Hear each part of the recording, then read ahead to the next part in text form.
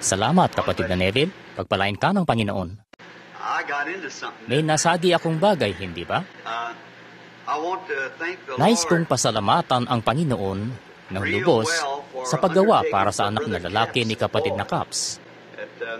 Sa diyang nagkataon namang ito lamang ang kaunting panahon na nakabalik ako sa Indiana, alam kong hindi nila ito inire-record, sa palagay ko hindi, at kung kaya nga wala akong nakikitang sinuman doon sa loob. Kaya sila, bumalik ako upang mangaso ng squirrel. At kaya, sa palagay ko, kailangan akong pagpasensyahan ni Charlie, siya at si Nellie at ng iba pa doon sa Kentucky, ngayon sa loob ng isang araw o dalawa upang mangaso ng squirrel. Kaya, mas pipiliin kong mapalampas ang anumang ibang uri ng libangan. Pagkatapos ay pumunta rito sa mga kalagitnaan ng Agosto at pumuntang mangaso ng squirrel kasama sina Charlie at Banks at lahat sila. Ito'y medyo nakagawian ko ng bagay. At kaya nga, isinama ko si Joe. Noong nandito kami nang minsan, nagkasakit ang lahat. Sa pagbabagong iyon mula roon sa talagang mainit na klima patungo dito sa malamig na klima ninyo rito. Alam kong sa tingin nyo, di naman ito malamig. Pero pumunta kayo minsan doon sa Arizona. Nooy 100 at siyam sa may silungan nang umalis ako nung isang umaga. At tapos mga bandang hating gabi, sa gabi, kapag bumababa na yung malamig na simoy ng hangin mula sa mga kabundukan, 76 pa rin. Kita nyo, sa hating gabi yan, kapag bumababa ang malamig na simoy ng hangin. At kaya ito'y ayos lang yung lugar na iyon pagkataglamig, pero para iyon sa mga alakdan at mga bayawak tuwing tag-init, hindi sa mga tao. Maging lahat nga ng mga hayop ay lumilipat doon sa mga kabundukan. Sadyang din nila yun makayanan. At matagal na akong nasa labas noon at nagpa-practice ibaril ang maliit kong rifle. Ako, paano't paano man ay nais ko lang sanang sabihin sa inyo ang tungkol sa munting batang lalaking Caps. At sabi ko, at si Joe, kailangan nga talagang ibigay ko na lang sa kanya yung rifle dahil kaya niya akong talunin sa asintahan. Ipinatesting na namin iyon. At ako noon ay binabaril ko noon ang mga tax sa layong 50 yarda. At sabi ko kay Joe, sabi ni Joe, Daddy, sa tingin po kaya ko pong gawin yan. Ang kawawang bata ay masakit noon ang ulo. Ipinapanalangin ko siya noon, mataas ang lagnat. Sumama siya sa akin doon sa lugar na pinagsasanayan ng pamamaril. At ako, anumang 2/10 bore na rifling kalibre 22, pinatawid nito ang direksyon ng punteriya nito sa layong 22 yarda, ay ganun din ito muli pagdating ng 50, parehas pa rin, kung yun ay 2/10. Kaya nga, at binaril ko iyon sa layong 25 yarda, at kaya may 2 tak pa ako at inilagay ko ang mga iyon. At kung di ba naman binaril ni Joe ang parehong 2 tak na iyon, wala na akong natitirang mga tak. Kaya naglagay ako ng isang maliit na piraso ng lumang asintahang luwad na nagkapira-piraso na doon. Yun bang pinupunteriyan ng mga nagsasanay bumaril sa ere ng mga iniahagis na asintahang luwad? Mga ikapat na bahagi lang ng 1 pulgada ang lapat. At ipinusis yung iyon sa layong 50 yarda at nahatin niya iyon sa 2. At yung teleskopyo ay nakaayos para sa mga mata ko na mas matanda lamang ng ilang taon sa kanya. Kaya sabi niya, alam niyo po kung ano, kailangan ko pong dumaan muna at sabihin kay Billy na lubayanan niya ako mula ngayon. Kita niyo? Kaya at sabi ko, bueno, ganito na lang. Sabi, pumunta tayo doon at ipakita yan kay kapatid na Norman. Sabi ko, Joe, sa mga paligsahan sa buong mundo, wala akong pakialam kung sino man yun. Walang sino man. Ngayon, hindi tinamaan yung mga tak ng patagilid. Ang mga iyon ay tinamaan ng patago sa gitna mismo. At ang pirasong iyon na hindi lalampas sa palagay ko ng ikapat na bahagi ng 1 pulgada at 1/16 ang nipis at 1/4 ng 1 pulgada ang laki, nahati niya yun sa 2 sa layong 50 yarda. Sabi ko, wala nang iba pa sa mundo na makagagawa ng mas iinam pang pagkapunteriya. Kaya nila, yung mga kampyon ay maaaring nagawa ang ganon din, pero siguradong hindi ka makakagawa ng 3 mas maiinam na mga pagkapunteriya kaysa sa mga ito. Ang mga tak na hindi bumaluktot, talagang diretsong butas doon sa papel kung saan tumagos yung mga tak. At sabi ko, wala nang makagagawa pa ng naturang mas iinam na pagkapunteriya. Bueno, sa tingin ko nawala noon din ang sakit niya sa ulo. At sabi ko, bueno, pumunta tayo't ipakita natin ito kay kapatid na Norman na nagtatrabaho para sa Field and Stream, ang kay kapatid na Tommy Stromey na tindahan ng mga kagamitang pang-sports. Sabi niya, dumaan po muna tayo kay Billy. Sabi niya, ako, may gusto lang akong sabihin kay Bobby, kita nyo? At sa totoo lang, hindi pa nagawa ng kapatid niya ang ganong kainam. Kaya sabi niya, dumaan po muna tayo doon. At pagkapasok ko sa pintuan, nakapadyama pa noon si Billy. At sabi niya, pumunta kami ng maaga kasi sobrang umaalinsangan. At kaya sabi niya, tumunog ang telepono. At sabi ko, medyo tiningnan niya ako na parang ganyan. Sabi ko, siguro tawag para sa isang may sakit. At si kapatid na Caps yun para sa anak niyang lalaki na nasa silid operahan noon na may peritonitis at nooy naghihintay na maoperahan. At ngayon lang ay sinabi niya sa akin ng anak niya ay talagang bumubuti na ang kalagayan. Kaya nakita niyo ba kung paanong ginawa ng Diyos iyon? Maging sa tinig ng munting batang iyon na si Joe. Sa halip na pumunta kina kapatid na Norman, wala sana kami doon at napunta nga doon. At nag-aisa kami ni kapatid na Caps. Hindi ko sinasabing ang panalangin namin ang gumawa niyon, ngunit may halaga nga sa kanya para sa amin ang magkaugnay ng ganoon. At sa totoo lang, yun ay kung anong kapag mayroon kang kailangan mong magkaroon ng pananampalataya sa kung anong ginagawa mo, kita nyo? At iyon ang pananampalataya niya para tumawag. At si Billy ay naguhulog sila noon ng pera.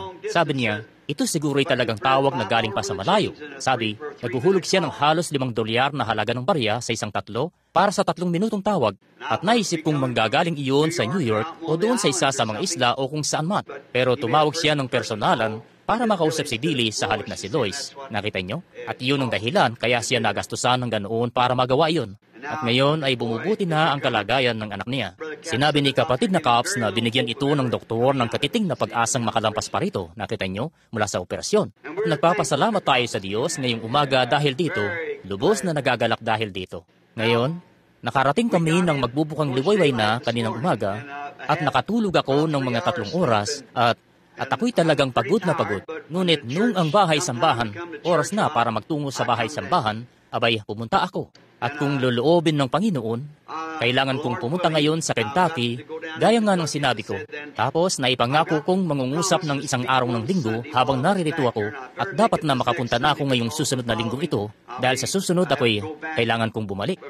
Dahil aalis akong muli patungo sa Canada. Kaya ako, dapat na makarating ako sa susunod na linggo at sa susunod na linggo ng umaga. At sabi ni kapatid na Neville, bakit hindi ka nalang lumabas at kumustahin ang mga tao at makipag-usap sa kanila ng ilang sandali lang? Sabi ko, kapatid na Neville, hindi ko pa nga nabuksan ang Biblia ko halos.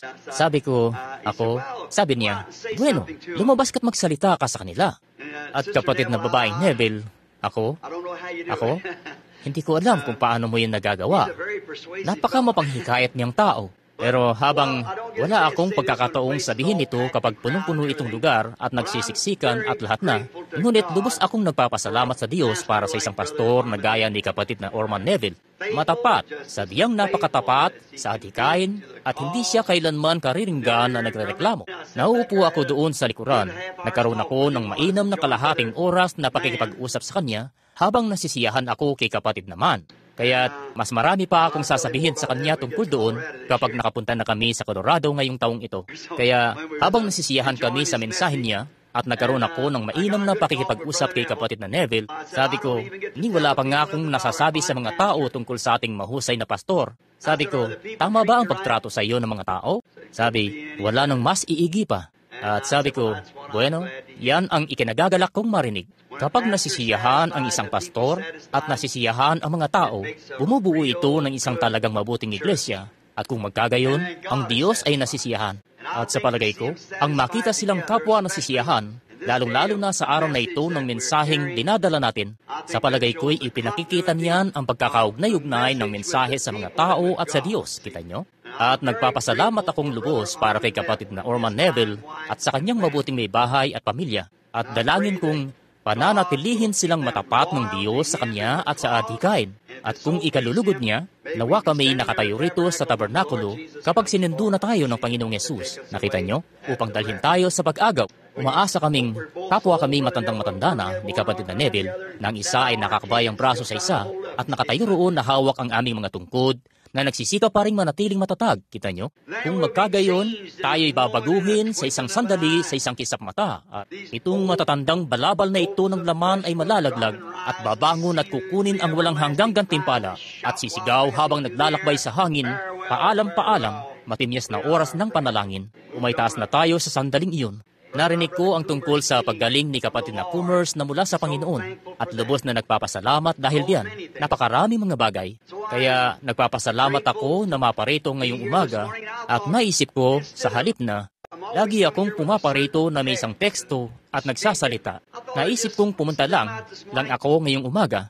At sabi ko, kapatid na Neville, babantayan ko ng talagang maigi ang orasan at marahil palalabasin ang mga tao sa tamang oras at makipag-usap lang sa inyo mula sa puso ko ng ilang sandali. Sadyang mga bagay-bagay lang na kailangan lang natin. Hindi naman nila ito itinetape o anuman. Kaya magsama-sama lang tayo habang yung mga kapatiran lang sa iglesia ang naririto. Nakita nyo? Tayo-tayo lang na magkakasama. Kaya manalangin tayo. Minamahal na Jesus, kami nagpapasalamat po sa iyo para sa taglay naming pribilehiyo na magkatipon-tipon dito. Oo, habang nakatingin ako sa tabernakulong ito maagang-maaga pa kaninang umaga, matapos ang hating gabi, noong mapadaan ako, naisip ko kung gaano mo po ito itinaguyod. At naisip ko ang dating maliit na lawa na naririto at ang malalaking matatandang talahib na nangakatayo, halos banda rito mismo kung saan na naroon itong pulpito. Samantalang isang kabataan pa lamang, ako ay tumayo noon dito. Sinabi ni Ginoong Ingram na maaaring mapasa amin ang naturang lote sa maliit na halaga lamang at magpaunang bayad at walang pera, walang panggarantiya o walang anumang maialok, kundi ang subukan lamang. Kung paanong ito noon, sa kabuwang halaga ay lampas lang ng kaunti sa $2,000 na may 20 taon para bayaran ito. At ngayon, Panginoon, tingnan mo po ito ngayon. At habang ito'y nagsisimula pa lamang noon, naroon pa rin sa isang butas dito na napapasukan pa nga ito ng tubig, kung paanong ipinangako mo sa amin sa pamamagitan ng salita. Akong Panginoon ang nagtanim nito, akin itong didiligan araw at gabi. Baka may umagaw nito mula sa aking mga kamay. Sa panahon ding iyon, ang sabi ng mga tao, sa loob ng 6 na buwan, nagiging isang garahe na ito. Ngunit sa katotohanan, libo-libong kaluluwa ang nakasumpong kay Kristo dito sa altar. Ang tabernakulo, ang bautismuhan ay palaging nangabautismuhan ng mga tao sa pangalan ng Panginoong Yesus, tumatawag sa kanyang pangalan na hinuhugasan ang kanilang mga kasalanan. Daan-daang mga lugpo, mga may karamdaman, bulag, pingkaw, pilay, mga kinain na ng kanser, ang nakalakad ng palayo sa entabladong ito. Mga pumasok na naghihingalo, mga lalaki't babae, mga batang lalaki't batang babae, at lumabas na para makapamuhay ng panibagong buhay na may bagong laman sa kanilang mga katawan at nagsisilakad ng muli na iniiwan na ang kanilang mga wheelchair, mga saklay at iba pa. Oh Diyos, sa loob nitong 30 taon ng paglilingkod, Ama, naalala ko pa ang umagang inilatag namin ang panulok na bato at ibinigay mo po ang pangitain doon na ipinapakita ang naturang lugar na punong-puno at nagsisiksikan, isang magandang sulok. Ako, alam kong hindi iyon maaaring mabigo, kaya't ako po'y nagpapasalamat sa iyo para sa lahat ng mga bagay na ito. Marami sa kanila ang tapos nang makipagbaka ng mabuting pakikipagbaka at natapos na ang takbuhin at iningatan ang pananampalataya na nakahinlay sa dako roon, naghihintay, nagpapahinga ngayon mula sa kanilang mga pagpapagal at sa mga gawa nila na sumusunod sa kanila. Naghihintay sa oras ng pagtunog ng trumpeta at para umusbong muli tungo sa bagong buhay na isang bagong katawan. Karamihan sa kanila ay matatanda na at mahina na ang tuhod. Ang ilan naman ay bata pa, nasa kalagitnaang gulang at iba pa. Ngunit ang iyong pangalan ay mapapurihan nawa para sa lahat. Ngayon ay nakatayo po kami dito muli sa harap ng mga buhay at ng mga patay. Dalangin kong papahiran mo ang iyong mga salita sa umagang ito. Wala po akong alam na isang bagay na masasabi, subalit idinadalangin kong iyong ipagkakalob yun, na lagi mo naman pong ginagawa yun, Panginoon. Pagpalain mo po ang aming pastor na si Kapatid na Neville, ang kanyang may bahay, pagpalain ang mga katiwala, ang mga lupon ng mga diakono, ang bawat miyembro ng katawan. Nawa sama-sama na mabuhay kaming ganito sa buhay na ito, upang sa buhay na darating ay magtamo kami ng buhay na walang hanggan. Tulungan mo po kami ngayong umaga na magpatuwid mula sa Espiritu at sa salita. Nang sa gayon ay maihanda namin ang aming mga sarili sa paglisan namin mula sa mga pintuan ngayong umaga na determinado sa aming mga puso na mamuhay ng mas mainam kaysa noong nakaraan. Inihiling namin ito sa pangalan ni Jesus. Amen. Ngayon, ako, kabubukas ko lamang ng Biblia rito at nagkataon namang ito'y nangyari ilang sandali pa lang ang nakararaan. Nasa Apocalypse 3 ako, kaya babasa na lang ako dito sa mensahe sa Iglesyang Laodicea. At gusto kong ipaalam din na kasasabi lang sa akin ni kapatid na Neville, si kapatid na Parnell, dahil nagkataong napatingin ako sa ibaba at nakita siyang nakaupo rito, ay nasa isang revival, dito lamang sa bahaging ito ng Memphis. Doon may nakakaalam ba sa inyo kung saan banda yung dating Wimpy? Yung narong bilihan ng hamburger dati, meron siyang isang tolda na nakatayo roon, na sinisikap na dalhin ang mga bigkis at hanapin kung may mga nawawala doon sa ganung landas na itinalaga sa buhay na maaari niyang maipagwagi sa pamamagitan ng kanyang ministeryo kay Kristo. At isinaran niya yon para sa linggo dahil sa mga gawain na gaganapin sa tabernakulo at yan ay napakatapat ng kapatid na iyon. At gusto naming ipaalam sa inyo na ang mga gawain ay magbubukas ng kasunod na Lunes ng gabi sa susunod na linggo. At alam kong malugod kayong iniimbitahan doon upang mapakinggan si kapatid na Parnell na ibigay ang kanyang mensahe tungkol sa pag-ibig ni Kristo.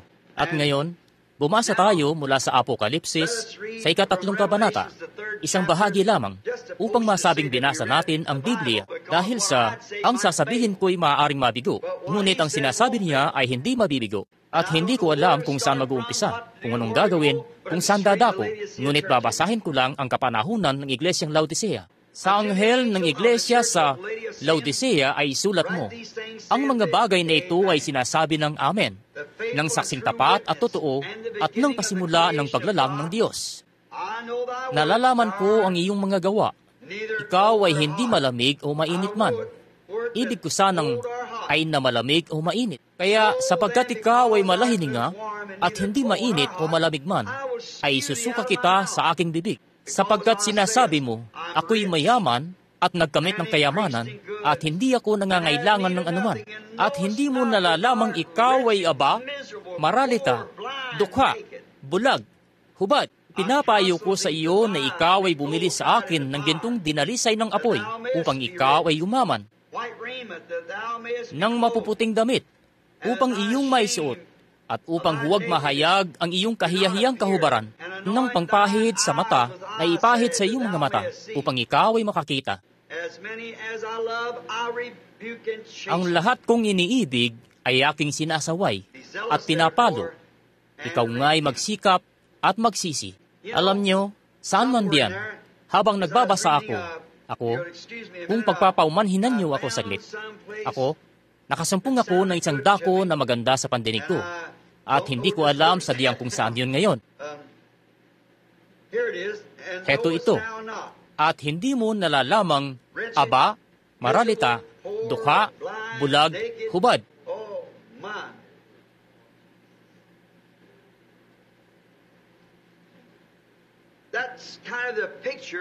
Oh, naku.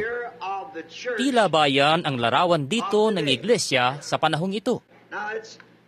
Ngayon, ito'y sa palagay ko na yung kapanahunan ng iglesia rito na pinag-uusapan natin, siyempre, inilalabas ko na ngayon ang kapanahunan ng iglesia sa mga aklat. Subalit, dahil iyan ang kapanahunan ng iglesyang Laodicea na kinaroroonan natin, tingnan lamang natin ang naturang mga kalagayan. Ayaw kong kumuha lang ng anumang teksto o anumang bagay dahil hindi tayo nag-uusap lang ng casual habang tumitingin tayo upang pag-usapan ang tungkol sa kung saan man tayo pangunahan ng Panginoon na gawin. Ngunit isang bagay na makakatulong sa atin. Isipin natin ang kapanahunan ng iglesyang Laodicea at ang kalagayan nito sa panahong ito. Sa abot ng nalalaman ko, wala akong nakikitang anumang bagay na makahahadlang sa oras na ito sa pagparito ng Panginoong Yesus, maliban ang pagiging handa ng kanyang iglesia. Palagay ko na isa sa mga propesiya, kahapon, sa pagpunta na sakay ng kotse, biniyahin namin ito ng 2 araw mula Tucson dito, 2,000 milya mismo, si Billy at ako. At kaya kami, ngayon, hindi yun paglabag sa anumang batas sa bilis ng pagpapatakbo, na natili kaming nasa tama. Nakaupo ako roon kapag siya ang nagmamaneho, at ako, itinaas ang mga kamao ko na gaya ng isang shotgun na nakakasana. Nakita ko siyang lumampas. Sabi ko, sandali lang iho. Ngayon, ang sabi sa atin, ibigay kay Cesar kung ano ang kay Cesar. Pagkatapos nakarating kami dito kagabi, isang munting batang babae ang nakahandusay sa daan. Mga 3 taong gulang, yung nanay ay patay na doon sa may kanal. Isang lasing na binata na kagagaling lang noon sa ROTC na 18 taong gulang na nagmamaneho ng 120 milya kada oras nandoon sa kaliwang panig ng kalsada ang nakapatay. At sa palagay ko, nag-aagaw buhay din siya. Kung gayon, mapag-unawa nyo na kung ano ito. Ibigay kay Cesar kung ano ang kay Cesar. Mga inosenteng tao ang namamatay. Isang 3 taong gulang na batang babae ang nawalan ng buhay dahil sa isang lasing na sundalo, kita nyo, na nagmamaneho ng 120 milya kada oras sa pagkakatantiya sa maling panig ng kalsada. Paakyat doon sa buron at tinamaan mismo at napatay silang lahat mismo doon ng sama-sama. Ako, nag-aagaw buhay na rin siya. Kaya, sa gayon nakikita nyo, kahit na yung inosenteng panig ay gumagawa. Ngayon, may sala ang lalaking iyon ng karumaldumal na sadyang pagpatay. Kita nyo? Sa palagay ko, kapag nahuli ang isang tao sa kalsada na naglalasing, dapat siyang patawan ng 10 taon, eksakto, para sa wala sa panahon. Sinadyang pagpatay, ang sinumang tao, dahil si sadyang ang sinumang tao. Tayo, wala tayong anumang buting magagawa gamit ang politika. Bulok na ito. Ang ideya ng Diyos sa pagkakaroon ng hari, isang matuwid na hari ay tama. Subalit, sadyang lumaganap na ang politika. Mabibili mo na ang kahit ano.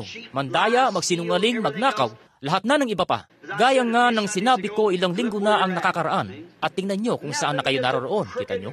Wala nang iba kundi isang baluktot na limpak ng lahat ng bagay. Subalit, ang isang matuwid na hari ay maaaring gumawa ng sarili niyang batas. At maaari kang pumatay ng isang tao. Alam nyo kung marunong kang mamulitika. Ayos lang yan. Malulusutan mo ito. Kita nyo? At kaya, ito, magandang ideya ang demokrasya. Pero hindi ito uubra. Kagaya lang ng komunismo. Ang mga ari-arian ay para sa lahat. Mainam itong pakinggan, pero hindi ito uubra. Hindi. Ang paraan ng Diyos ng pagkakaroon ng hari, gaya ni David noon, ay tama. At may isa kang kaisipan na nakasentro, gaya ng isang pinuno at isang kawan ng mga gansa, o iba pa. Hindi mo maaaring gawing pinuno ang 2 o 3 sa kanila. Kung magkagayon, guguluhin mo silang lahat pag nakakaisip ka ng anumang ideya. Kaya, nakikita natin ang mga kalagayan sa araw na ito na nakahanda na para sa pagparito ng Panginoon. Subalit, habang ako at si kapatid na Neville at itong iba pang mga kapatid na lalaki ay nagsisikap na pastulan ang isang kawan, may bagay ako sa isip ko ngayon na dumarating na maaaring pag-usapan natin.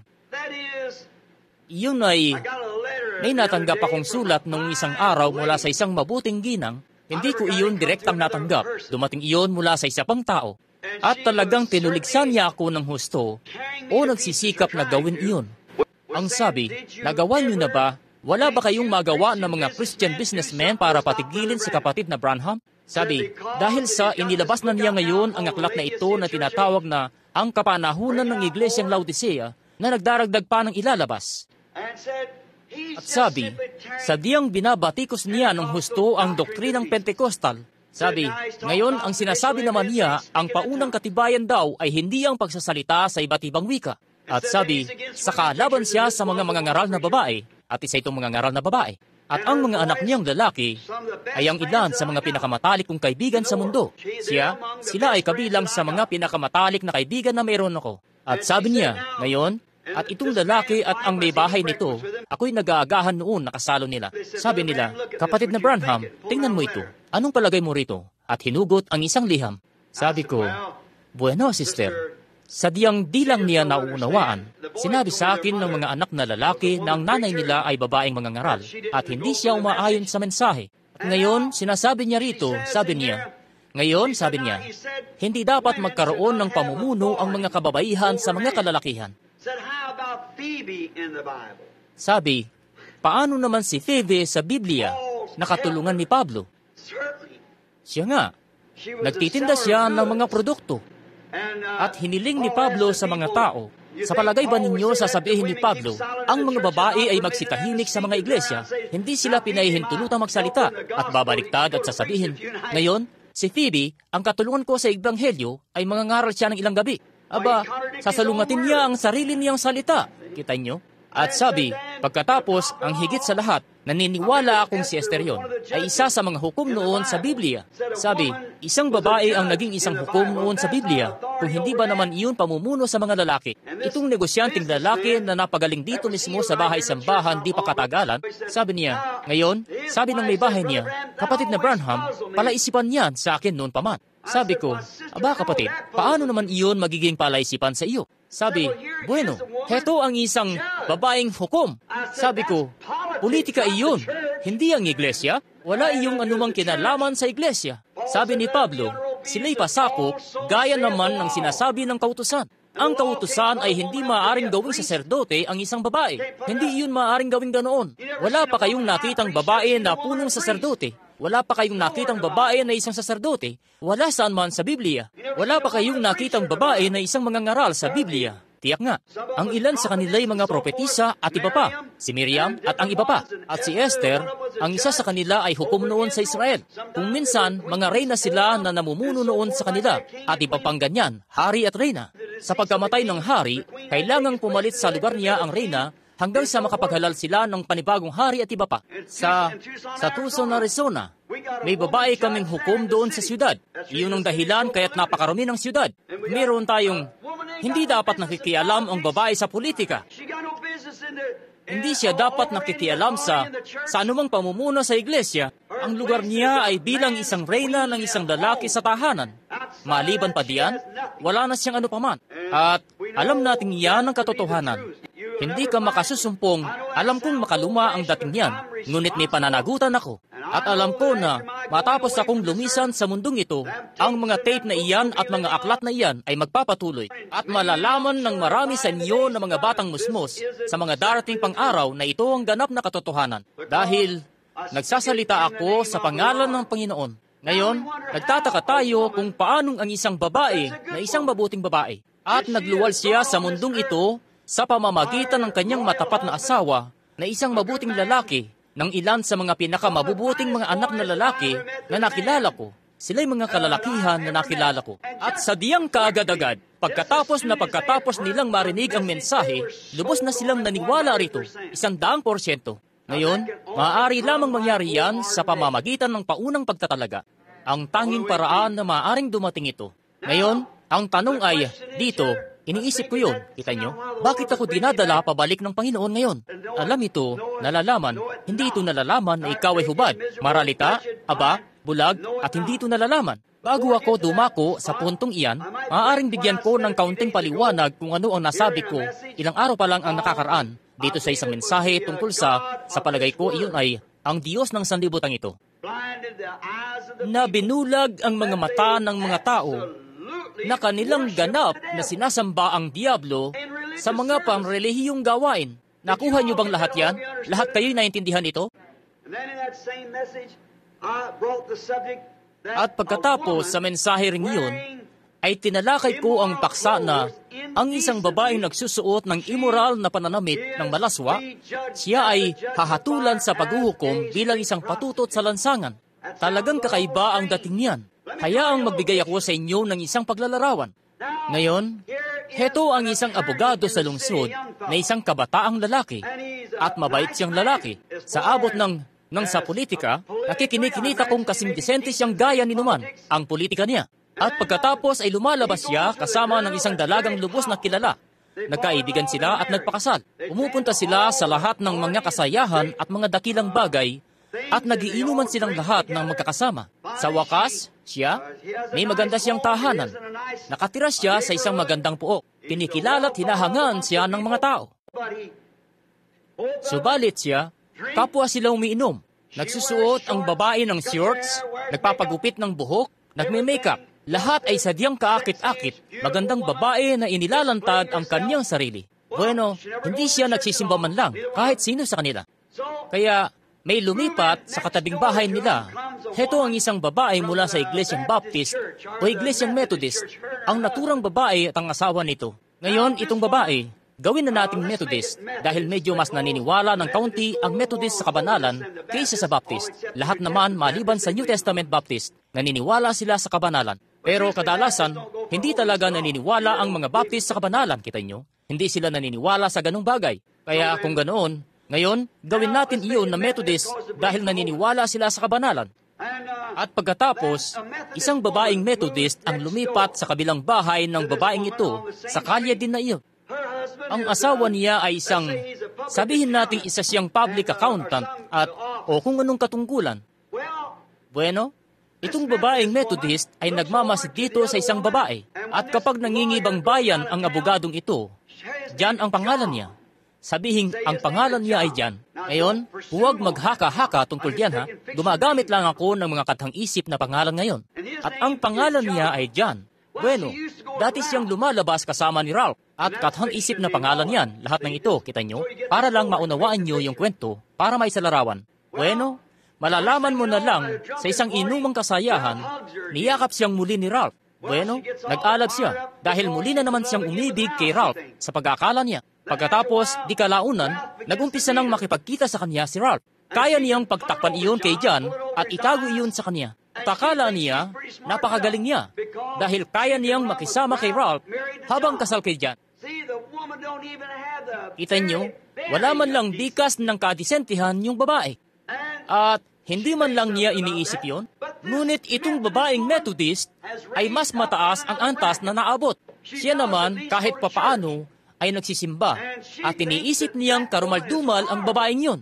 Aba, sinasabi niya sa asawa niya, kapag pumapasok ito, nakikita ko yung lalaking iyon na pumapasok diyan at nakikipagtagpo sa kanya. At kapag naroon si John sa isang kaso sa kung saan man, sa Philadelphia o kung saan man, inilalabas siya nito sa sasakyan nito at nandoon silang nakahiga sa dalampasigan. Nakikita ko silang umuuwi ni hindi man lang ibinababa ang mga kortina kung minsan. Hinahalikan siya at nakikipagniig sa kanya. Tapos, hindi ba napakasagwa niyon? Sinasabi niya sa asawa niya. Aba, siya ay walang iba kundi isang lantarang patutot. Totoo yun. Mas masahol pa siya sa isang lantarang patutot dahil isa siyang babaeng may asawa, kita nyo? At siya, itong babaeng Methodist ay iniisip na karamal-dumal yun. Hindi ito kailanman nagsisimba. Ngayon, hindi gagawa ng ganung bagay itong babaeng Methodist. Hindi talaga. Desente siyang babae. At isa pa, hindi siya hihipo ng kahit katiting na whiskey. Dahil ang Iglesyang Methodist, 70% ng kanilang programa ay pagbabawal sa whiskey, laban sa whiskey. Kaya may programa silang nagbabawal at yung mga miyembrong iyon ng Iglesyang Methodist ay namumuhay na hindi lumalampas sa aral ng Iglesyang iyon. Ngunit ang babae rin ito, itong babaeng Methodist ay lumalabas sa gabi kasama ng asawa niya na nakasuot ng shorts tuwing linggo pagkatapos ng Sunday School. Pinuputulan niya ang kanyang buhok, nagli-lipstick siya at naninigarilyo pa nga ng kaunti.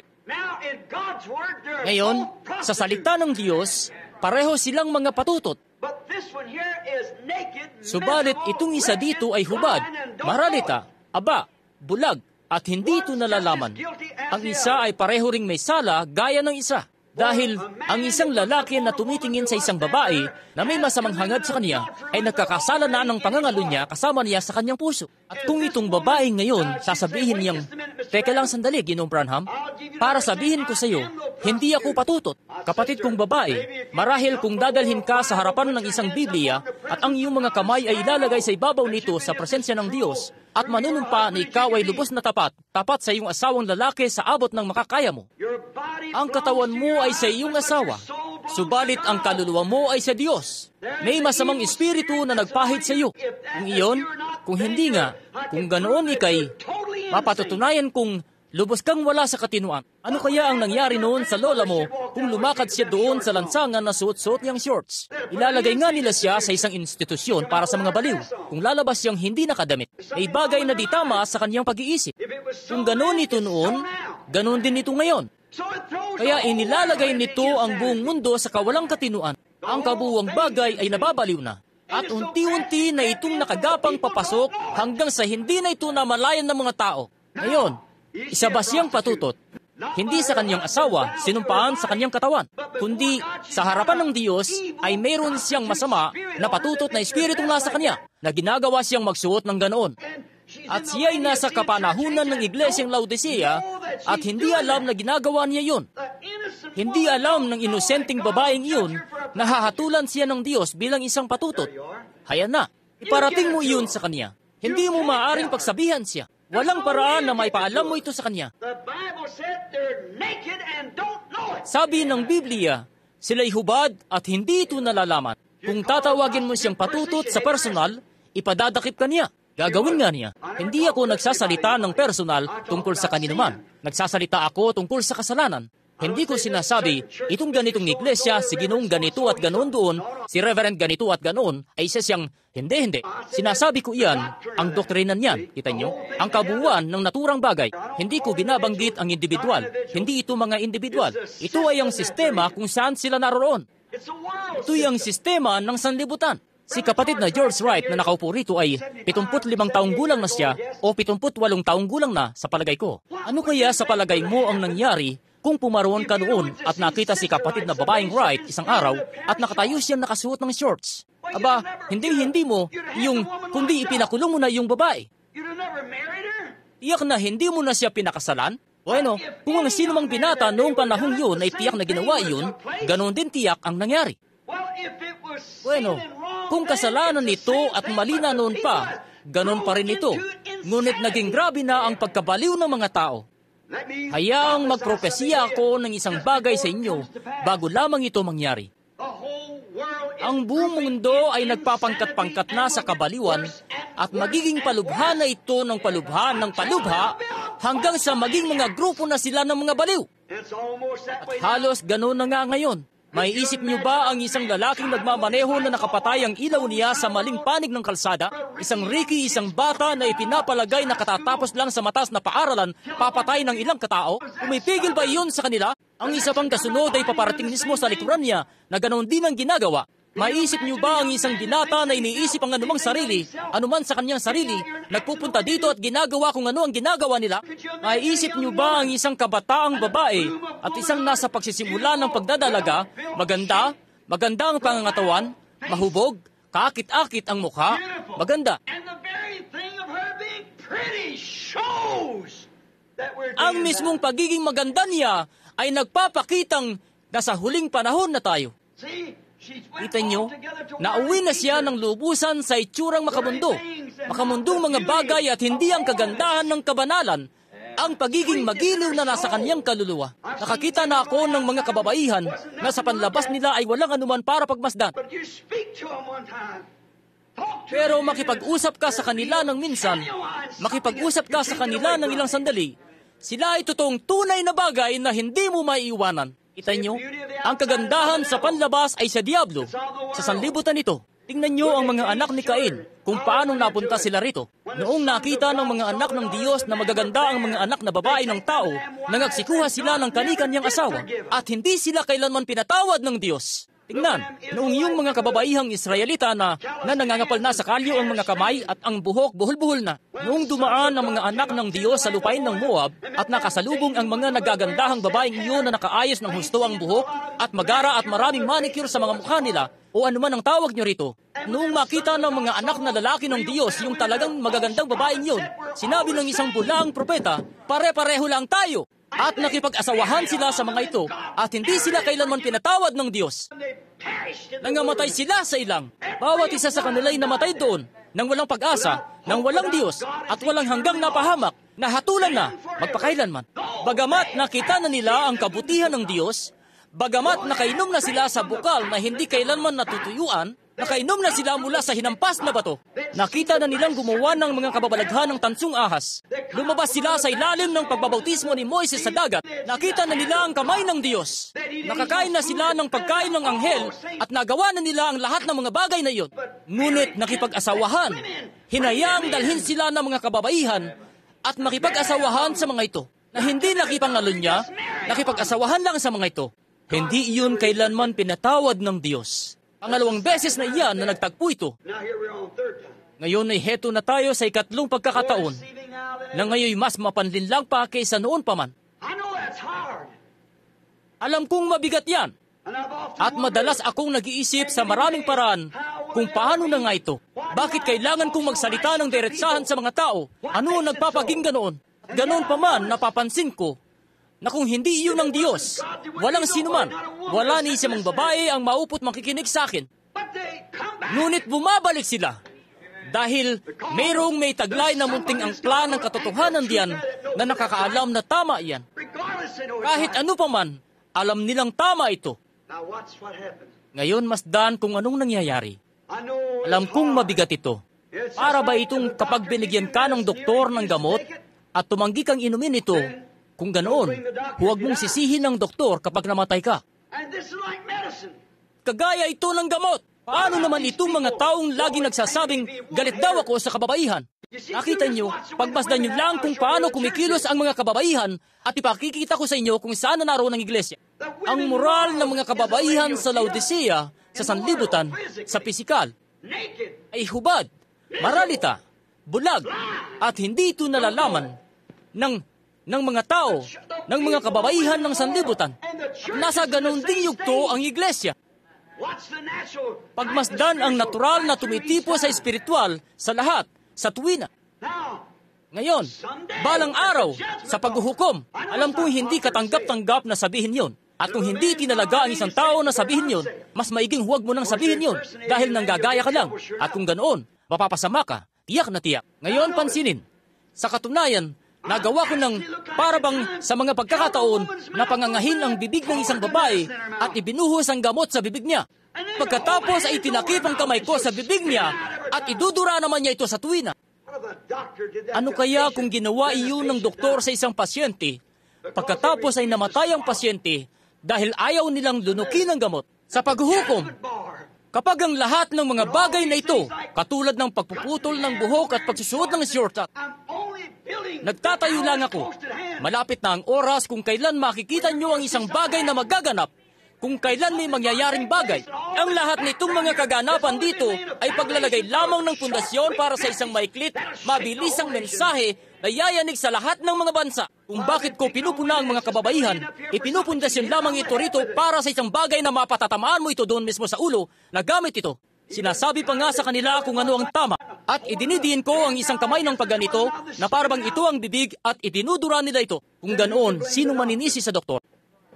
Paano kayo makapagsasabi sa araw ng paghatol, gayong ang mga tinig mismo na sumigaw laban dito ay iparirinig ang record sa harapan mismo ng mga tao? Kung ganoon, paano pa nila matatakasan iyon? Iniluluwa ito sa pagitan ng iyong mga daliri. Dagdagan pa ang ipinapainom. Pagkatapos sa huli, iiling ang ulo nila at mariin natatanggi. At kung uulitin, ayaw inumin iyon. Ganoon pa man, babalikan mo at ipapainom pa nga itong muli. Kung ganoon, sino ang dapat sisihin? Hindi ang doktor, hindi ang gamot, kundi ang pag-uugali ng tao.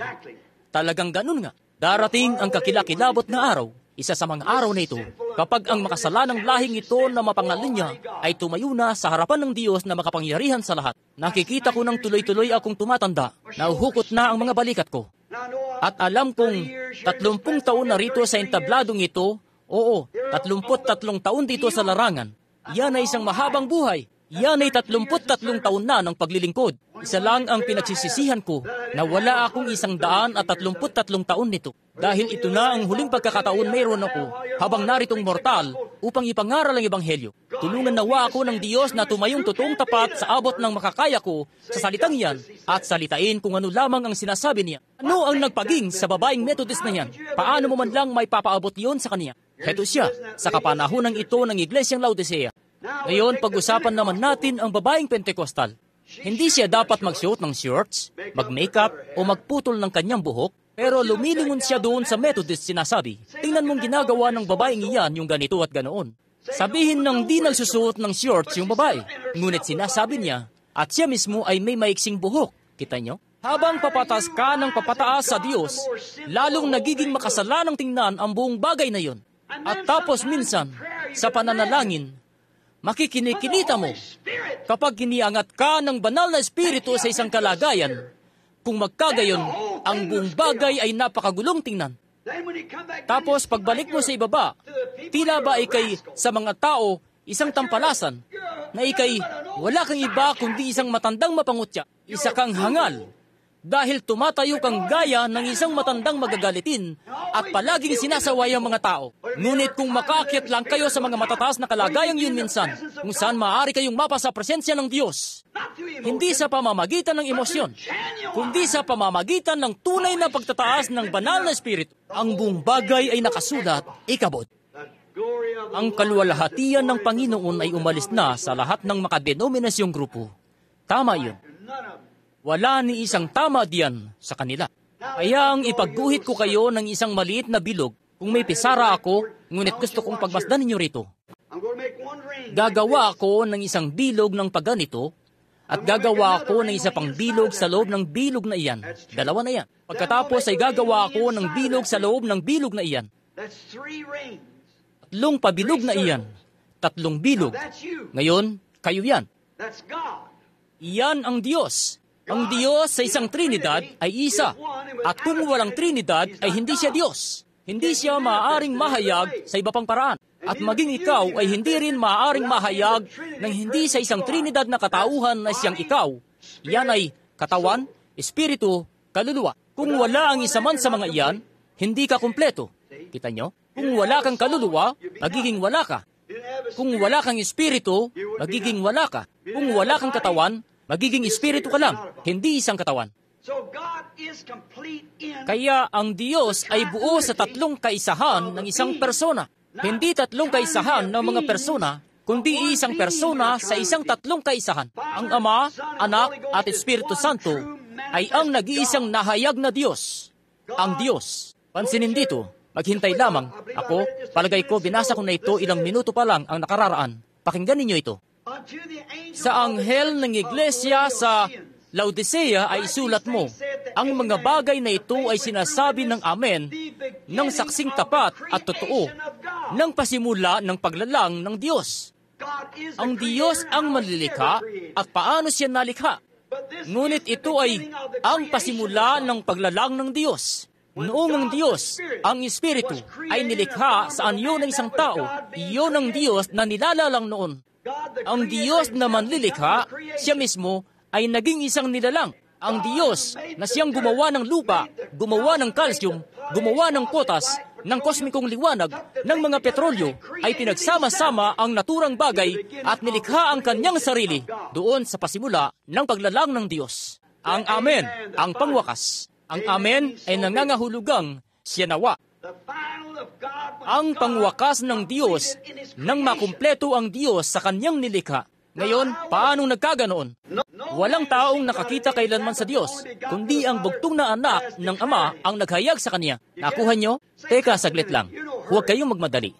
Buksan natin sa mga taga-Kolosas. Saglit lang. Mangyaring ako, naalala ko ang isang kasulatan. Buksan natin sa mga taga-Kolosas, ang aklat ng mga taga-Kolosas, at kunin ang, sa tingin ko'y iyon ang unang kabanata, na kailangan ko itong tingnan dahil hindi ito kasama sa naihanda rito, kaya ako'y, gaya ko dati, noong bata pa akong mangangaral, nagagawa kong matandaan ang mga bagay na ito kaagad-agad ngayon. Pero habang ako'y tumatanda na ay hindi ko na magawa. Mag-umpisa tayo sa ikasyam na talata sa palagay ko. Dahil dito, sinasabihan ni Pablo ang mga taga-Kolosas tungkol kay Kristo kung sino siya.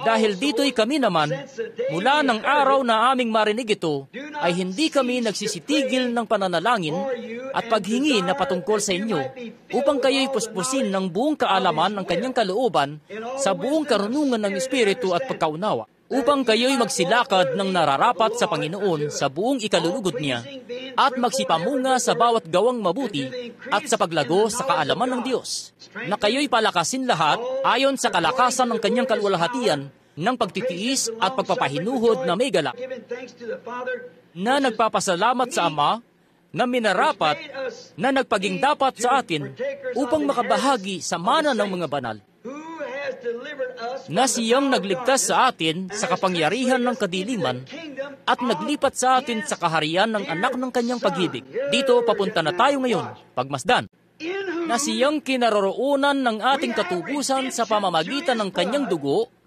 na siyang kapatawaran ng ating kasalanan, na siya ang larawan ng Diyos na di nakikita. Nakuha ba ito? 15 talata, mga taga-Kolosas 1:15. Ang panganay ng lahat ng mga nilalang. Amen. Ang ano?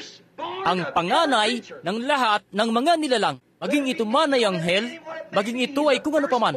Siya ang panganay ng lahat ng mga nilalang. Sapagkat sa Kanya nilalang ang lahat ng mga bagay. Nilalang ang lahat ng mga bagay sa sangkalangitan o sa sangkalupaan na mga bagay na nakikita, bagay na di nakikita. Maging mga luklukan, maging ang mga ito ay pagsakop, mga pamunuan, mga kapangyarihan, lahat ng mga bagay ay nilalang sa pamamagitan niya at ukol sa Kanya. Maging ito ay kung ano paman, wala nang iba pang nilalang. pansinin. At siya kung gayon, siya ay una sa lahat ng mga bagay, at ang lahat ng mga bagay ay nangabubuhay dahil sa Kanya. Maging ito man ay Ama, Anak, Espiritu Santo, kung ano man ito, siya ay una sa lahat ng mga bagay. Una sa lahat ng mga bagay sa sangkalangitan, sa sangkalupaan, nakikita, di nakikita o anumang bagay. Itong anak ng Diyos ay una sa lahat ng mga bagay. Tama ba? Hindi mahalaga sa akin kung ito man ay mga luklukan, mga pagsakop, ano man ito. Makalangit na mga luklukan, mga kaharian, ano pa man ito sa mga dakilang kalagayang supernatural na dako roon, sa mga kawalang hanggan kung saan naroon ito. Ano pa man ito, mga anghel, mga Diyos, ano pa man ito, siya ay una sa lahat ng mga bagay. Amen. Hindi niyo ba siya nakikita?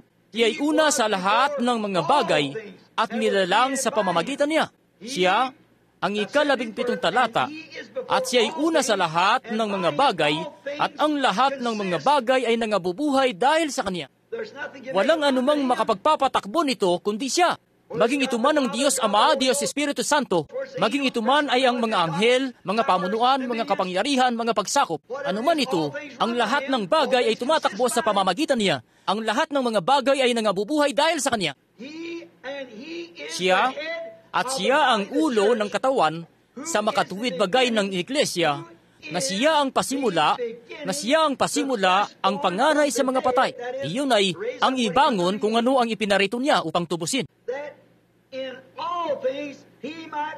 Upang sa lahat ng mga bagay ay maging pangunahin siya.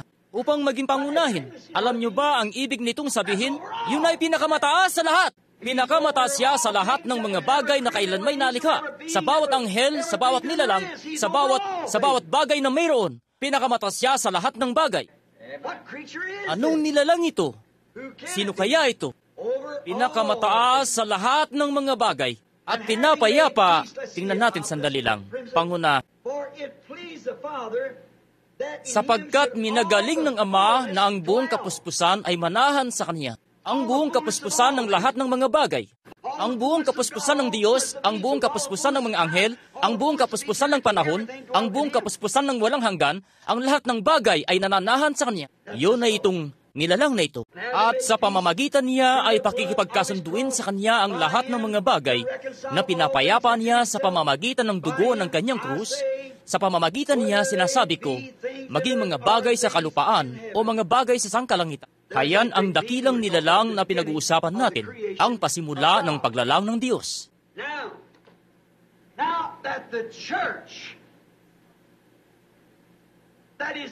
Ngayon, yan ang iglesia.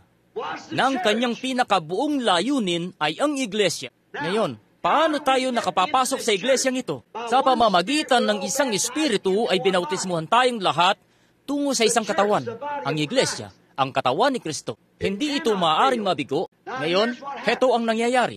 Ngayon, pagmasdan ito, isang munting larawan lang ng paghahalin tulad dito. Ngayon, itong taong panlabas ay ang laman. Iyan ang tinitingnan natin, kung ano ang nakikita natin. May 5 itong pasukan sa katawang yan. At alinmang bata sa paaralang gramatika, gaya ng sarili ko, ay alam na may 5 pandama na kumukontrol sa katawan. Paningin, panlasa, pandamdam, pangamoy, at pandinig. Kung wala iyan, hindi mo mahihipo ang katawan. Iyan lang ang tanging daang mayroong katungo sa katawan. Paningin, panlasa, pandamdam, pangamoy, pandinig. Nakikita mo ito, nalalasahan ito, nararamdaman ito.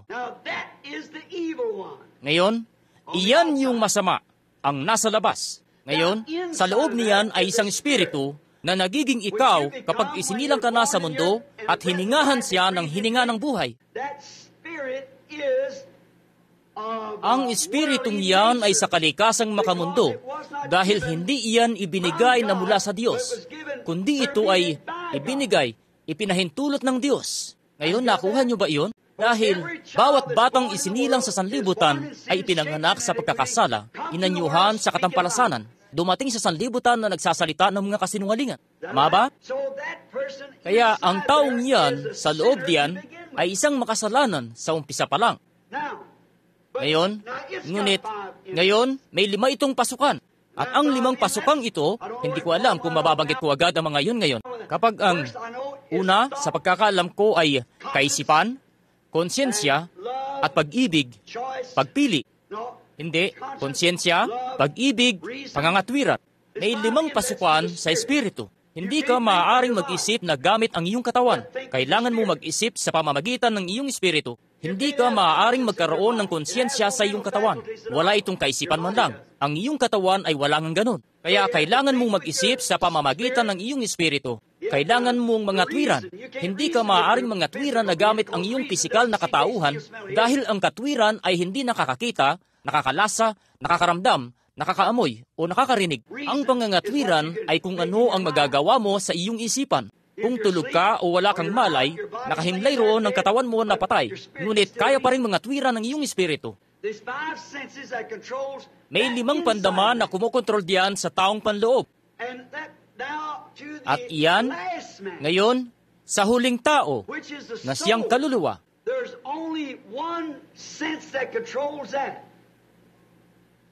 May iisang pandama lamang na kumukontrol diyan, at iyon ay malayang pagpapasya ng isipan upang pumili at tumanggi. At ngayon, ang dahilan kaya ang mga tao sa panahon ngayon, huwag niyo itong kalimutan ngayon, at inyong makikita ninyo kung ano ang banal, kung ano ang paunang katibayan ng banal na espiritu. Kita niyo? Ngayon, maaaring mabuhay ang mga tao dito sa espiritu, at sumasayaw sila sa espiritu. Sumisigaw sila sa espiritu. Nagtutungo sila sa bahay-sambahan sa espiritu. At maaaring ang ganap na mapasa kanila ang tunay na espiritu ng Diyos na naipahid sa espiritu iyon, ngunit mapapahamak pa rin at lubos na naalihan na ng demonyo sa espiritu iyon. Dahil masdan, yan ang dahilan kung bakit hindi mo pwedeng sabihan ng babaeng iyon na ang pagsusuot niya ng shorts ay mali. Hindi mo siya maaaring sabihan na ang pagpapaputol sa kanyang buhok ay mali. Bueno, ano ba ang kaugnayan ng buhok mo dito? Bueno, meron nga ito kay Samson, kita nyo? Sino man ang magdagdag ng isang salita dito o mag-alis ng isang salita mula rito, dapat kang magkaroon ng pinakaultimo sa kung saan man. Ngayon, halimbawa, kung ako ay isang lalaking baptist, at lumapit ka't sinabi sa akin na ako dapat akong mabautismuhan sa pangalan ni Jesus Kristo na nasa Biblia yon. Bueno, malalaman mo na lang. Sasabihin ko, itatanong ko sa pastor ko. At pupunta ako sa pastor, sasabihin naman niya, "Oh, yan ay bagay na noon pa. Alam mo? Oo, alam mo." Tayong mga Baptist, heto ang paniniwala natin. Naniniwala dapat tayong ilubog sa mga titulong Ama, Anak, Espiritu Santo. Ganun itong ginawa ng lahat ng mga iglesia. Mula nang itatag ito ni John Smith, ganun na ito isinasagawa. Bueno, yun ang iyong pinakaultimo. Ano ba naman ang sinasabi ng lalaking yun?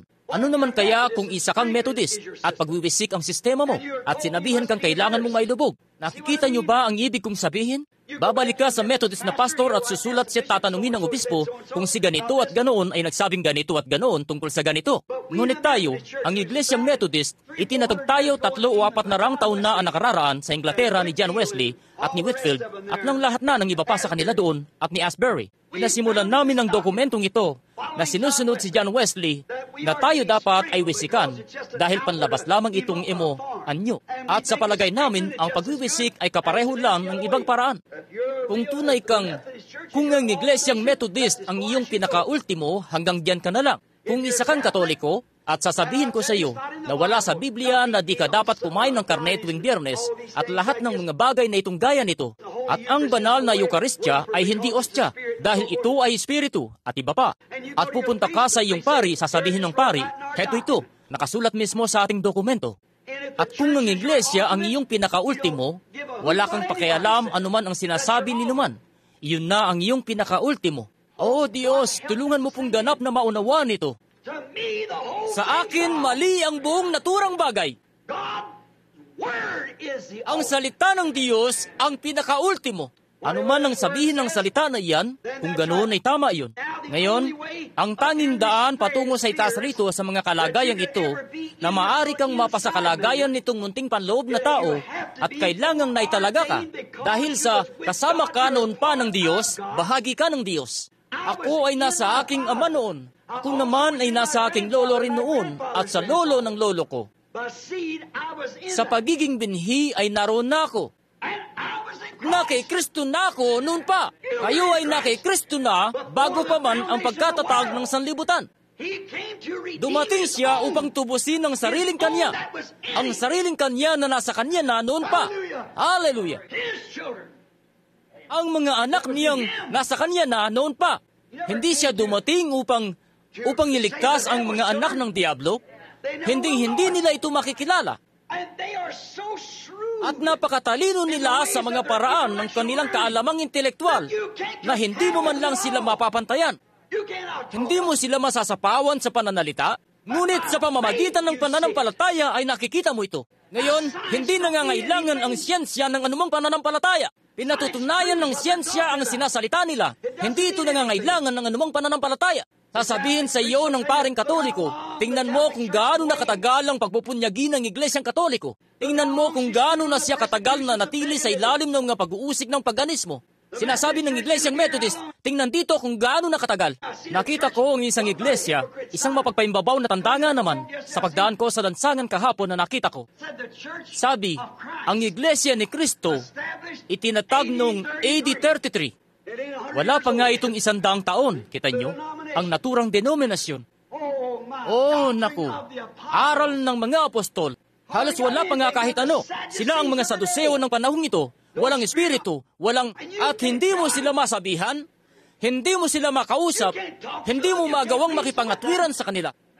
Dahil nilalampasan natin ang pangangatwiran, huwag kang manalig sa iyong sariling kaunawaan. Hindi nangangatwiran ng pananampalataya man lang. Pinaniniwalaan ito ng pananampalataya. Sinasabi nila, ngayon tingnan mo rito, naniniwala ka bang kailangan pa nating gawin itong noon pang mga bagay? Walang kabuluhan. Iyan, ngunit sinabi nga ng Biblia, hindi ko maipaliwanag kung paano ito nangyayari, ngunit nangyayari ito. Sinabi nga ng Diyos, kaya hindi nyo na kailangan, wala akong masasabing anuman sa inyo tungkol dito. Hindi ito ipinaliliwanag ng pananampalataya. Alam nyo ba yon? Sadyang pinaniniwalaan lang ito ng pananampalataya. Sinabi ni Jesus kay Nicodemo mula sa konsehong ekumenikal ng kanyang panahon. Pumunta sa kanya ng gabi, sabi, Panginoon, nalalaman namin ikaw ay isang guro na mula sa Diyos, pagkat walang makagagawa ng mga bagay na iyong ginagawa, maliban na kung sumasa kanya ang Diyos. Sabi niya, katotohanang sinasabi ko sa iyo, maliban ng tao ay panganak na muli, ay hindi niya makikita ang kaharian ng Diyos. Sabi, ako, na isang matanda na, papasok pa sa sinapupunan ng aking ina upang maipanganak? Sabi niya, ngayon, paano ko sasabihin sa iyo ang mga makalangit na bagay, gayong hindi mo man lang pinaniniwalaan ng mga panlupang bagay? Kita nyo? Pagkatapos sabi niya isang araw, malibang kanin ninyo ang laman ng anak ng tao, inumin ang kanyang dugo, wala kayong buhay sa inyo. Hindi niya iyon ipinaliwanag? Ang mga apostol na iyon, at sila ng panahong iyon, na itinalaga sa buhay, alam niya iyon. Sabi, ang lahat ng ibinigay sa akin ng Ama ay lalapit.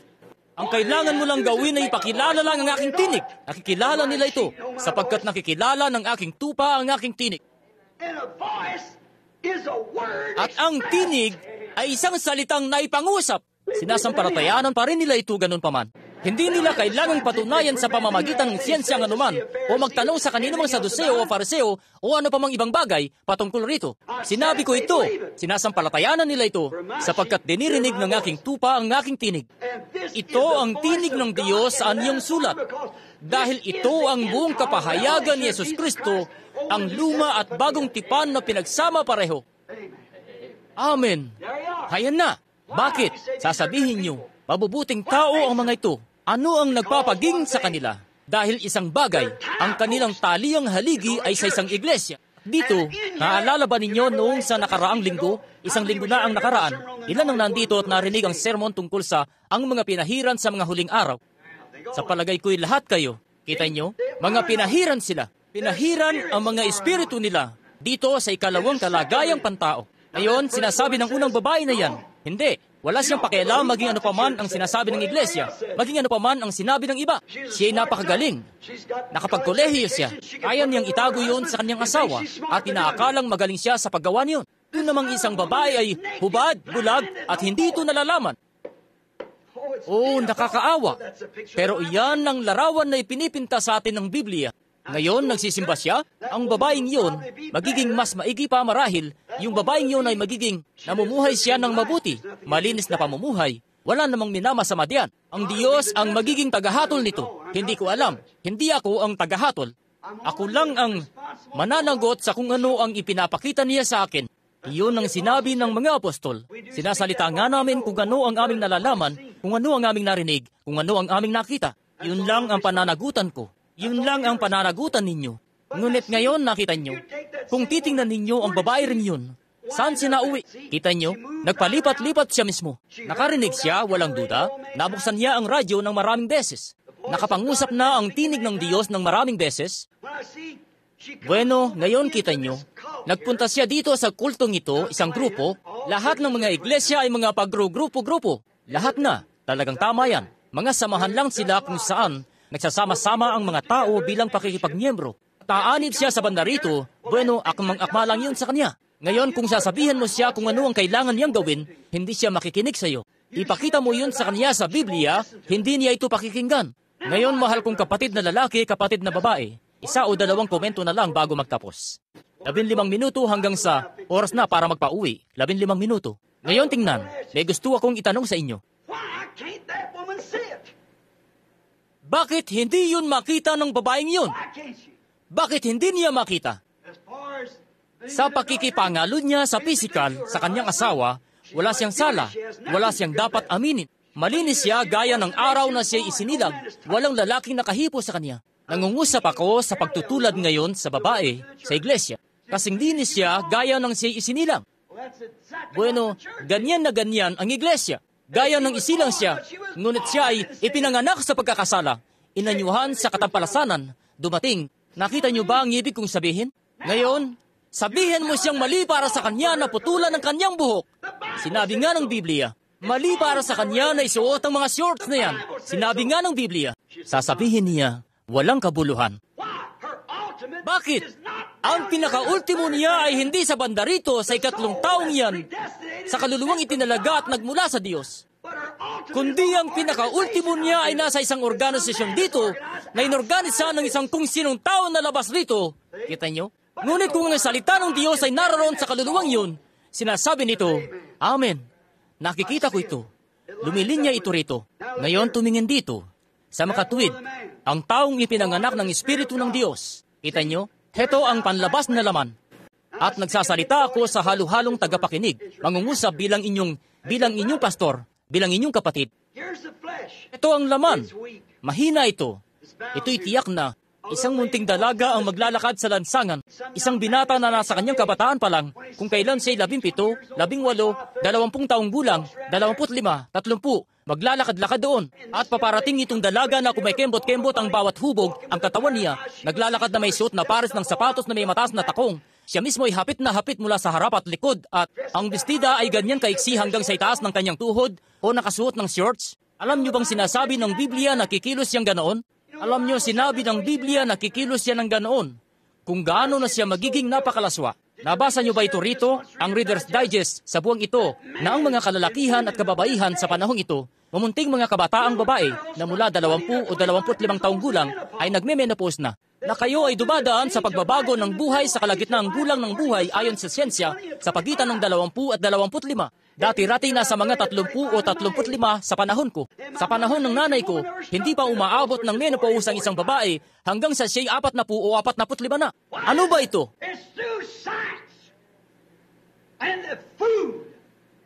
Ito'y sa pamamagitan ng siyensya at ng pagkain ng mga hybrid na sumira na sa buong katawan ng tao hanggang sa tayo naging isang buntun na ng bungkos ng pagkabulo.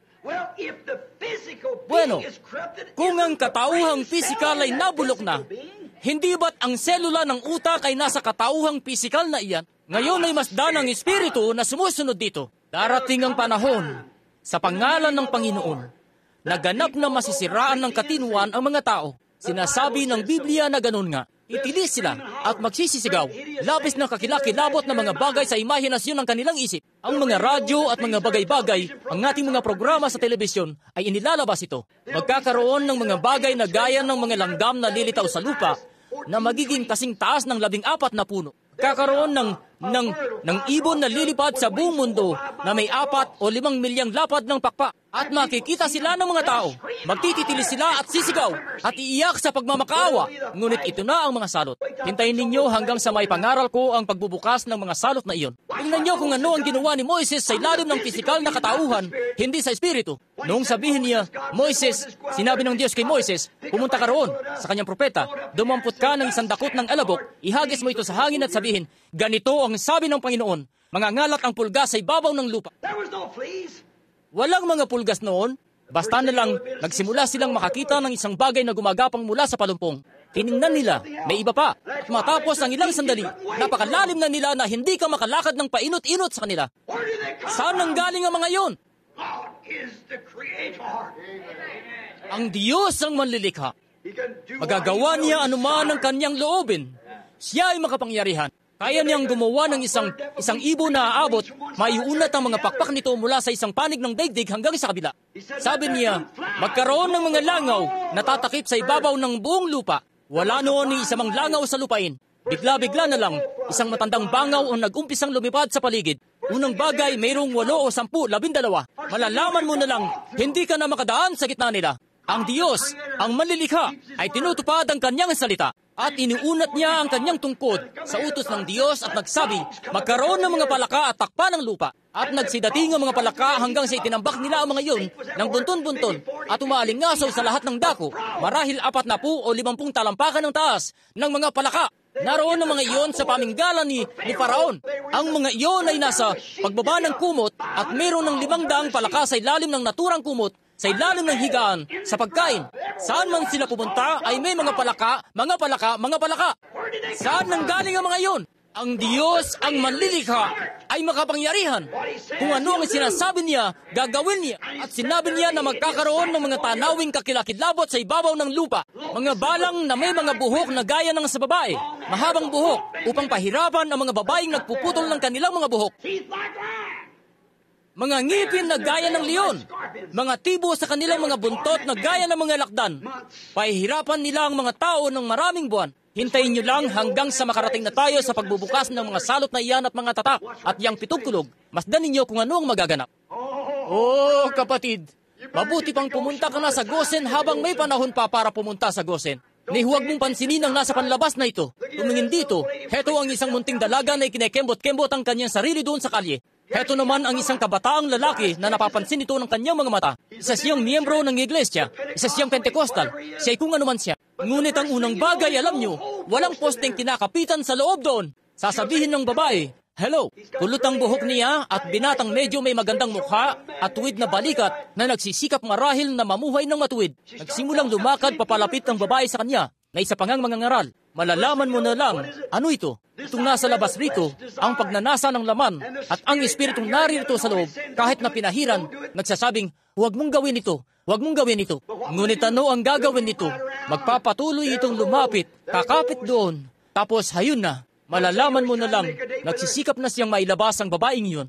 May sala na siya ng pangangalun niya, magalaw man niya ito o hindi. Ngunit ang isang tunay na ipinanganak na muling anak ng Diyos, amen. Hindi mo ito magagawa ng ikaw lang.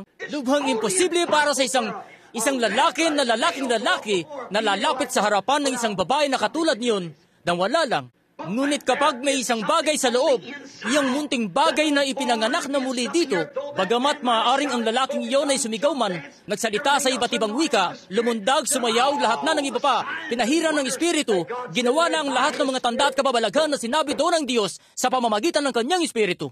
Sinabi ni Jesus, marami ang magsisilapit sa akin sa araw na yun, magsasabi, Panginoon, hindi ba't nagpropesya ako sa iyong pangalan? Hindi ba't nagpalayas ako ng mga demonyo sa iyong pangalan? Hindi ba't, sabi niya, magsilayo kayo sa akin, kayo na gumagawa ng katampalasanan. Ano ang katampalasanan? Isang bagay na alam mong dapat gawin at hindi ito ginagawa.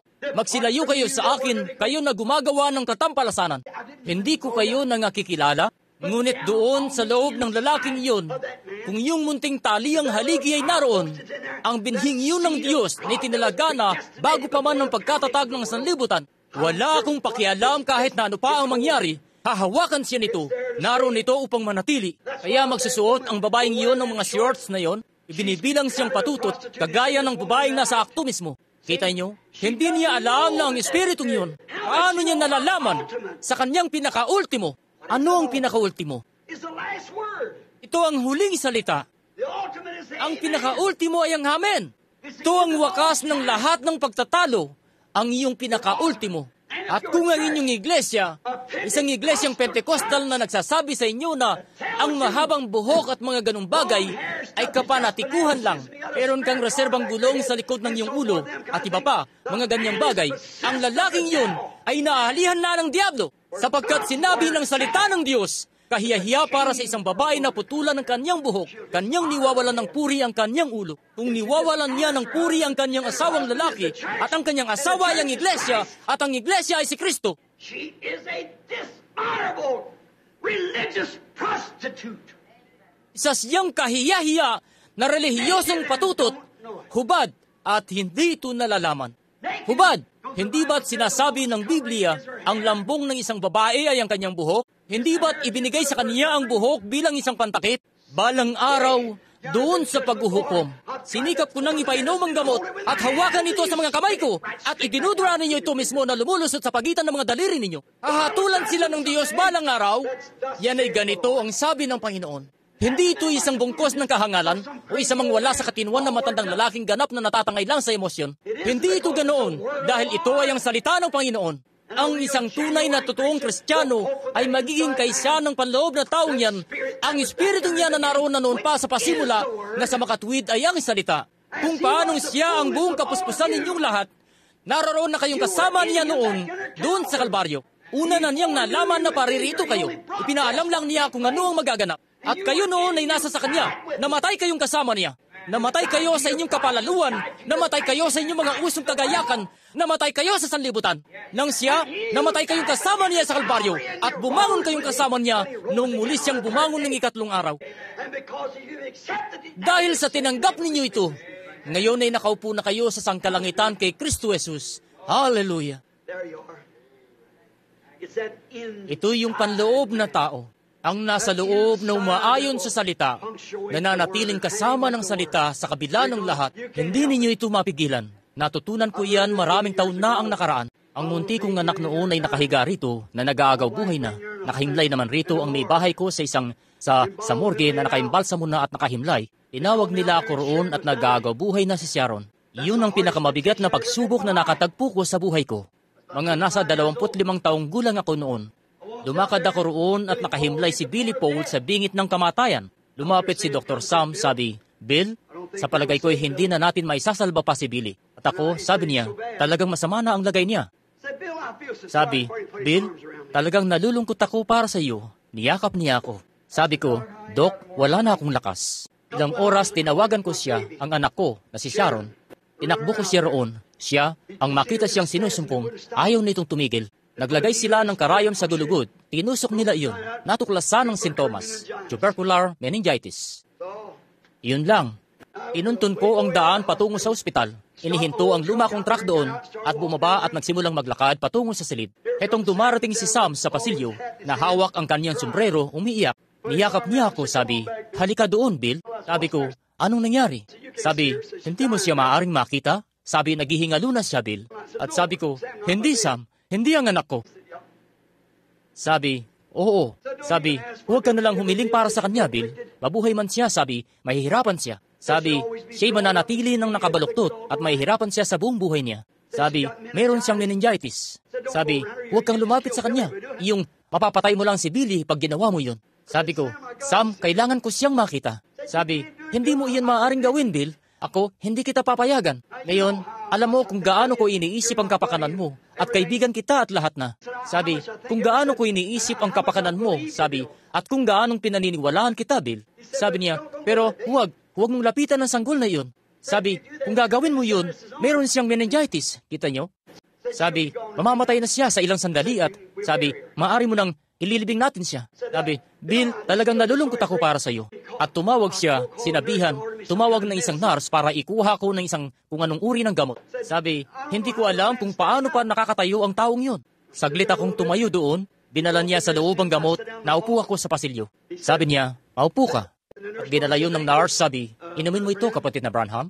Sinabi ko, salamat, pakilapag mo na lang iyan diyan saglit. Nang umalis na siyang ganoon, ibinuhos ko iyon sa isang duraan, inilapag muli ang baso. Naukuha ko roon, naisip ko, O Diyos, anong nagawa ko? Mabuti kang Diyos. Bakit mo po siya pinabayaang mamatay nung isang araw na hawak ko pa ang dalawang mamunting braso niya ng ganoon? Nagmamakaawa sa kanya para sa kanya. Bakit mo po siya hinayaang lumisan? Naroon si Billy na nakahiga roon na nag-aagaw buhay na at heto naman siya, nag-aagaw buhay na. Anong nagawa ko? Sabihin mo po sa akin. Bueno, mabuti pang sumama na ako sa kanila. Binuksan ko ang pintuan at walang nurse doon. Bumaba ako sa silong. Yun ay bago pa naayos yung ospital. Mga tabing, wala pang mga tabing sa mga bintana halos at may mga langaw sa mumunting mga mata niya. May kapiraso ng kulambo, ang tawag namin dito, net na inilalagay sa ibabaw ng mukha niya. Binugaw ko ang mga langaw, nakahiga siya roon. Ang mumunti niyang mga mata, sobra siyang nahirapan hanggang sa naduduling na mga yon. Tapos lumapit si Satanas sa tabi ko roon at sabi, Sinabi mo bang siya'y mabuting Diyos? Sabi ko, Oo, sinabi ko nga yan. Sinabi mo bang tagapagpagaling siya? Bueno, bakit namatay ang tatay mo sa mga bisig mo doon at nakikiusap ka? Siya na isang makasalanan, nakikiusap ka para sa kanyang buhay. Bakit namatay ang kapatid mo sa bisig ng isa mo pang kapatid sa dako roon at ikaw ay nasa pulpito at nakatayong nangangaral ilang linggo na ang nakalipas? Sabi, kung ganoon, bakit di kanya sinagot? Sinabi mong mahal kanya at iniligtas ka. Hindi niya maaaring sabihin sa akin na walang Diyos dahil nakita ko na siya. Ngunit sinasabi niya sa akin na wala siyang pakialam sa akin. Sabi, nakahimlay doon ang asawa mo. Di na magtatagal ay pupunta na rin doon ang mga anak mo. Nakalibing na ang tatay mo. Nakalibing na ang kapatid mo. At ililibing na ang asawa mo bukas. At heto yung isa mong anak na nag-aagaw buhay na. Mabuti siyang Diyos? Ha? Tagapagpagaling siya? Sabi, niloloko mo lang ang sarili mo. Ano ang ginawa nito? Gumagawa iyon mula sa panlabas, ngayon tungo dito sa unang tao. Sabi, ngayon tingnan mo. Alam mo, dati ikaw noon, ng ilang taon pa lang ang nakararaan, mga 2 o 3 taon na ang nakalipas. Bago mo tinanggap ito, maganda ang turing sa iyo sa gitna ng mga tao. Namuhay ka ng isang kalugod-lugod na malinis na buhay. Sino mang dalaga sa lungsod na gustong lumabas, ay lumalabas kasama mo dahil nararamdaman nilang malinis sila at disente. Makatatayo ako sa harapan ng sino man sa kanila. Hindi ako nang insulto kahit isa, walang sinabing anuman. Kung magmamagaling man siya, ihatid ko pa rin siya sa bahay nila. At gustong-gusto ka noon ng mga tao. Ngunit ano ka na ngayon? Isang panatiko sa relihiyon. Tama yan. Ganun nga ako. Nakikita niyo ba ang mga bagay na ito na nag-uumpisang sabay-sabay na kumikilos? Ang panlabas na nangangatwiran sa espiritu, sabay-sabay na pinapakilos ang mga bagay na ito. Tama nga yan, Satanas. At sinabi mo bang tagapagpagaling siya? Oo. Siya nga. At nagmamakaawa ka tumiyak at sinasabi ng mga tao na hindi ganoon, nang nalihis ka na, pinatalsik ka na ng sarili mong iglesia dahil dito. Ang sarili mong iglesyang baptist sa dako roon ay pinalabas ka sa pintuan dahil sa gayon ding kadahilanan mismo.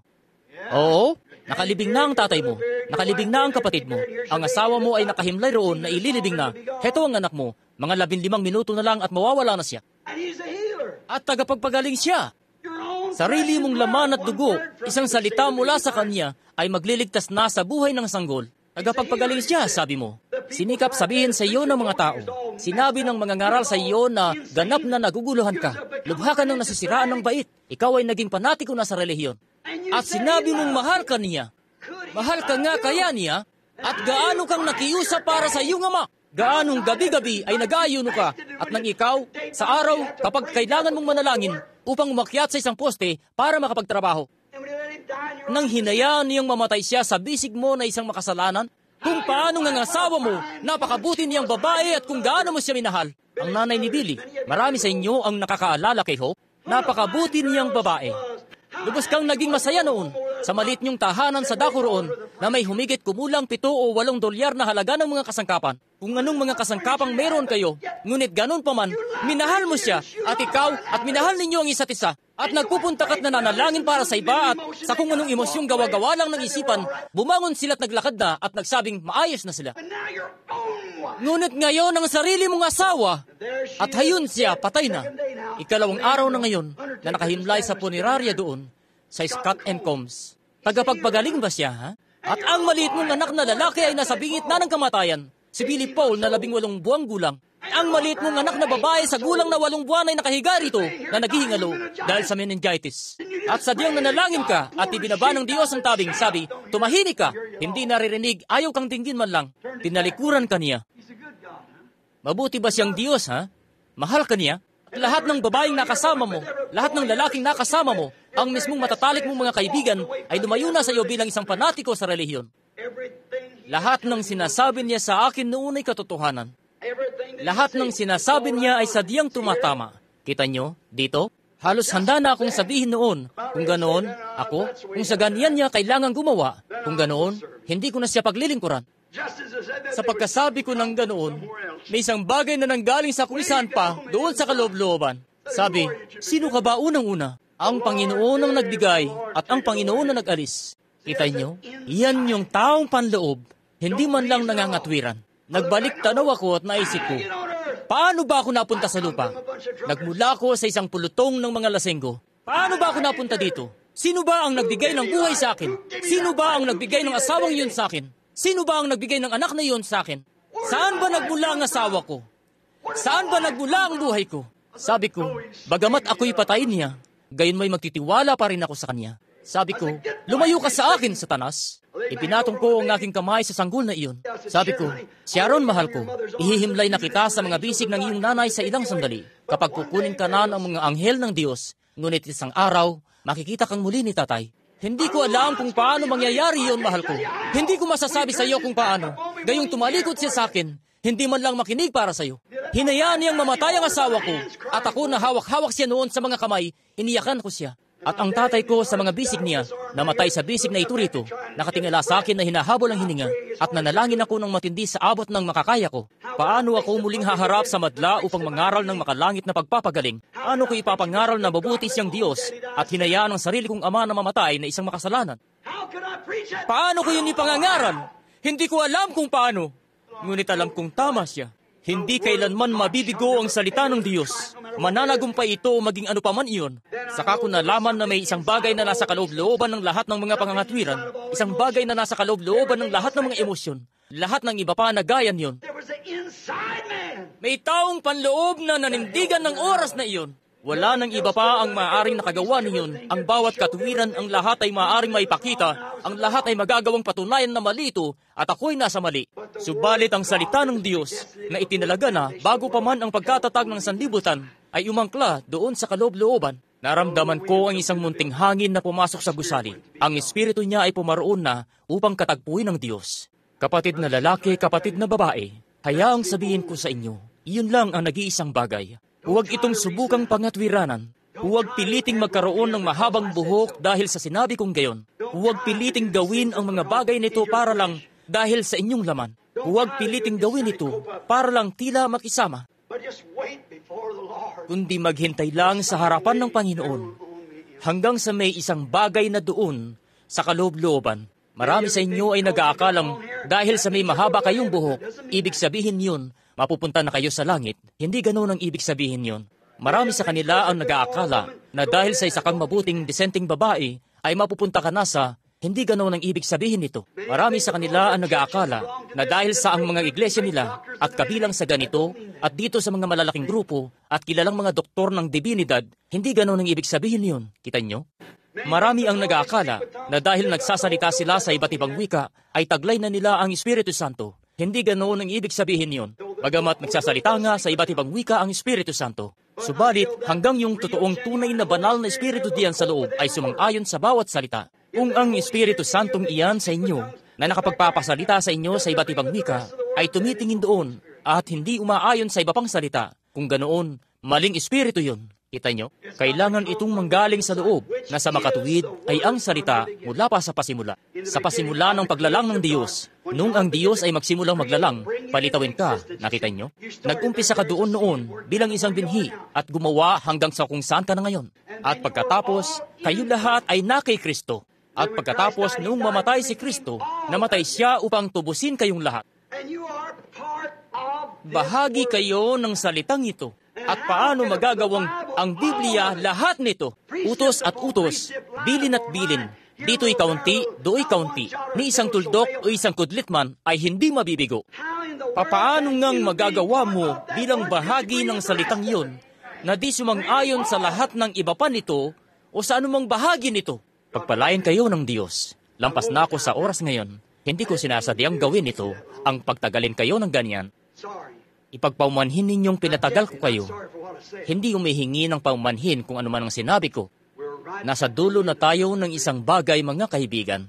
Lahat kayong naririto, sa palagay ko, ay tanging mga miyembro lang dito sa iglesia. Hindi ako nakakapag-ikot ng sapat upang makita kung ano-anong mga miyembro ang naririto. Naiisip ko na lahat kayo ay parating dumadalo rito.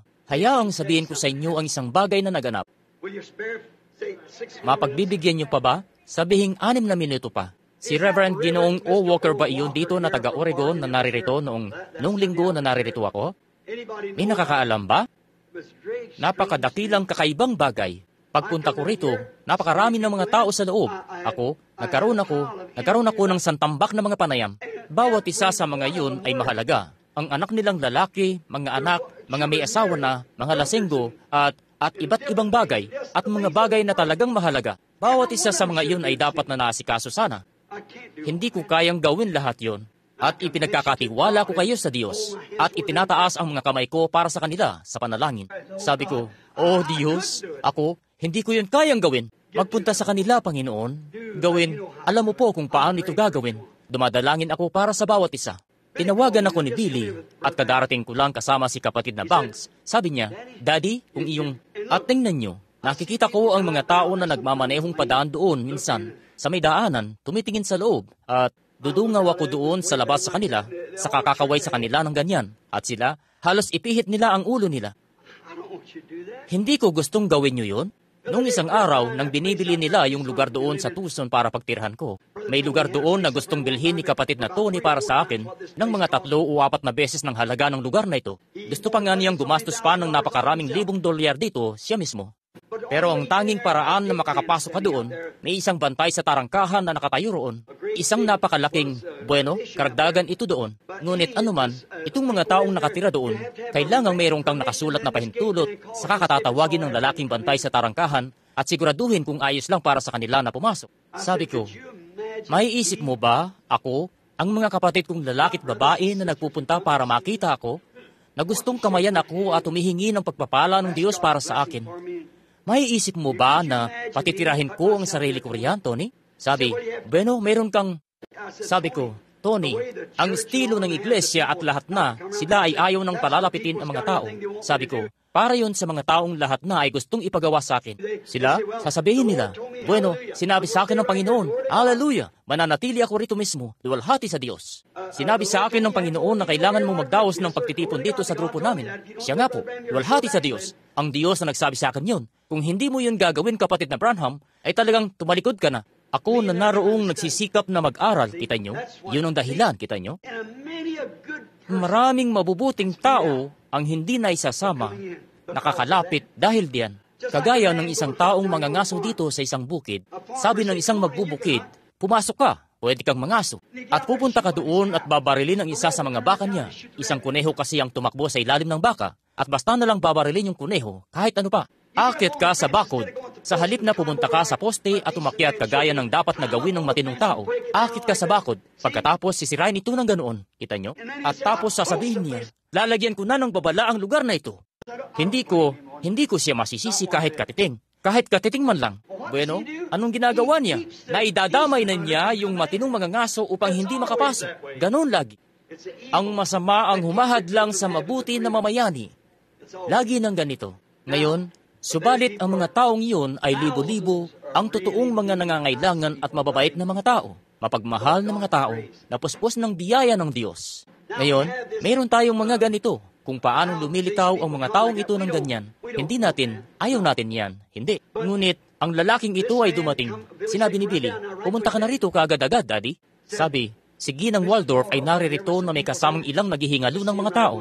Kailangan na silang matingnan agad. At pinuntahan ko kagad, nagpunta rito. At sa pagbalik ko, sabi nila, walang sino mang naririto kundi isang lalaking natutulog sa isang tabi ng gilid sa labas doon, sa isang unan araw-araw na nasa gilid ng gusali. Sabi, gusto niyang ipanalangin mo siya. Sabi ko, sige. Sabi, asikasuhin ko siya. Pumasok ako.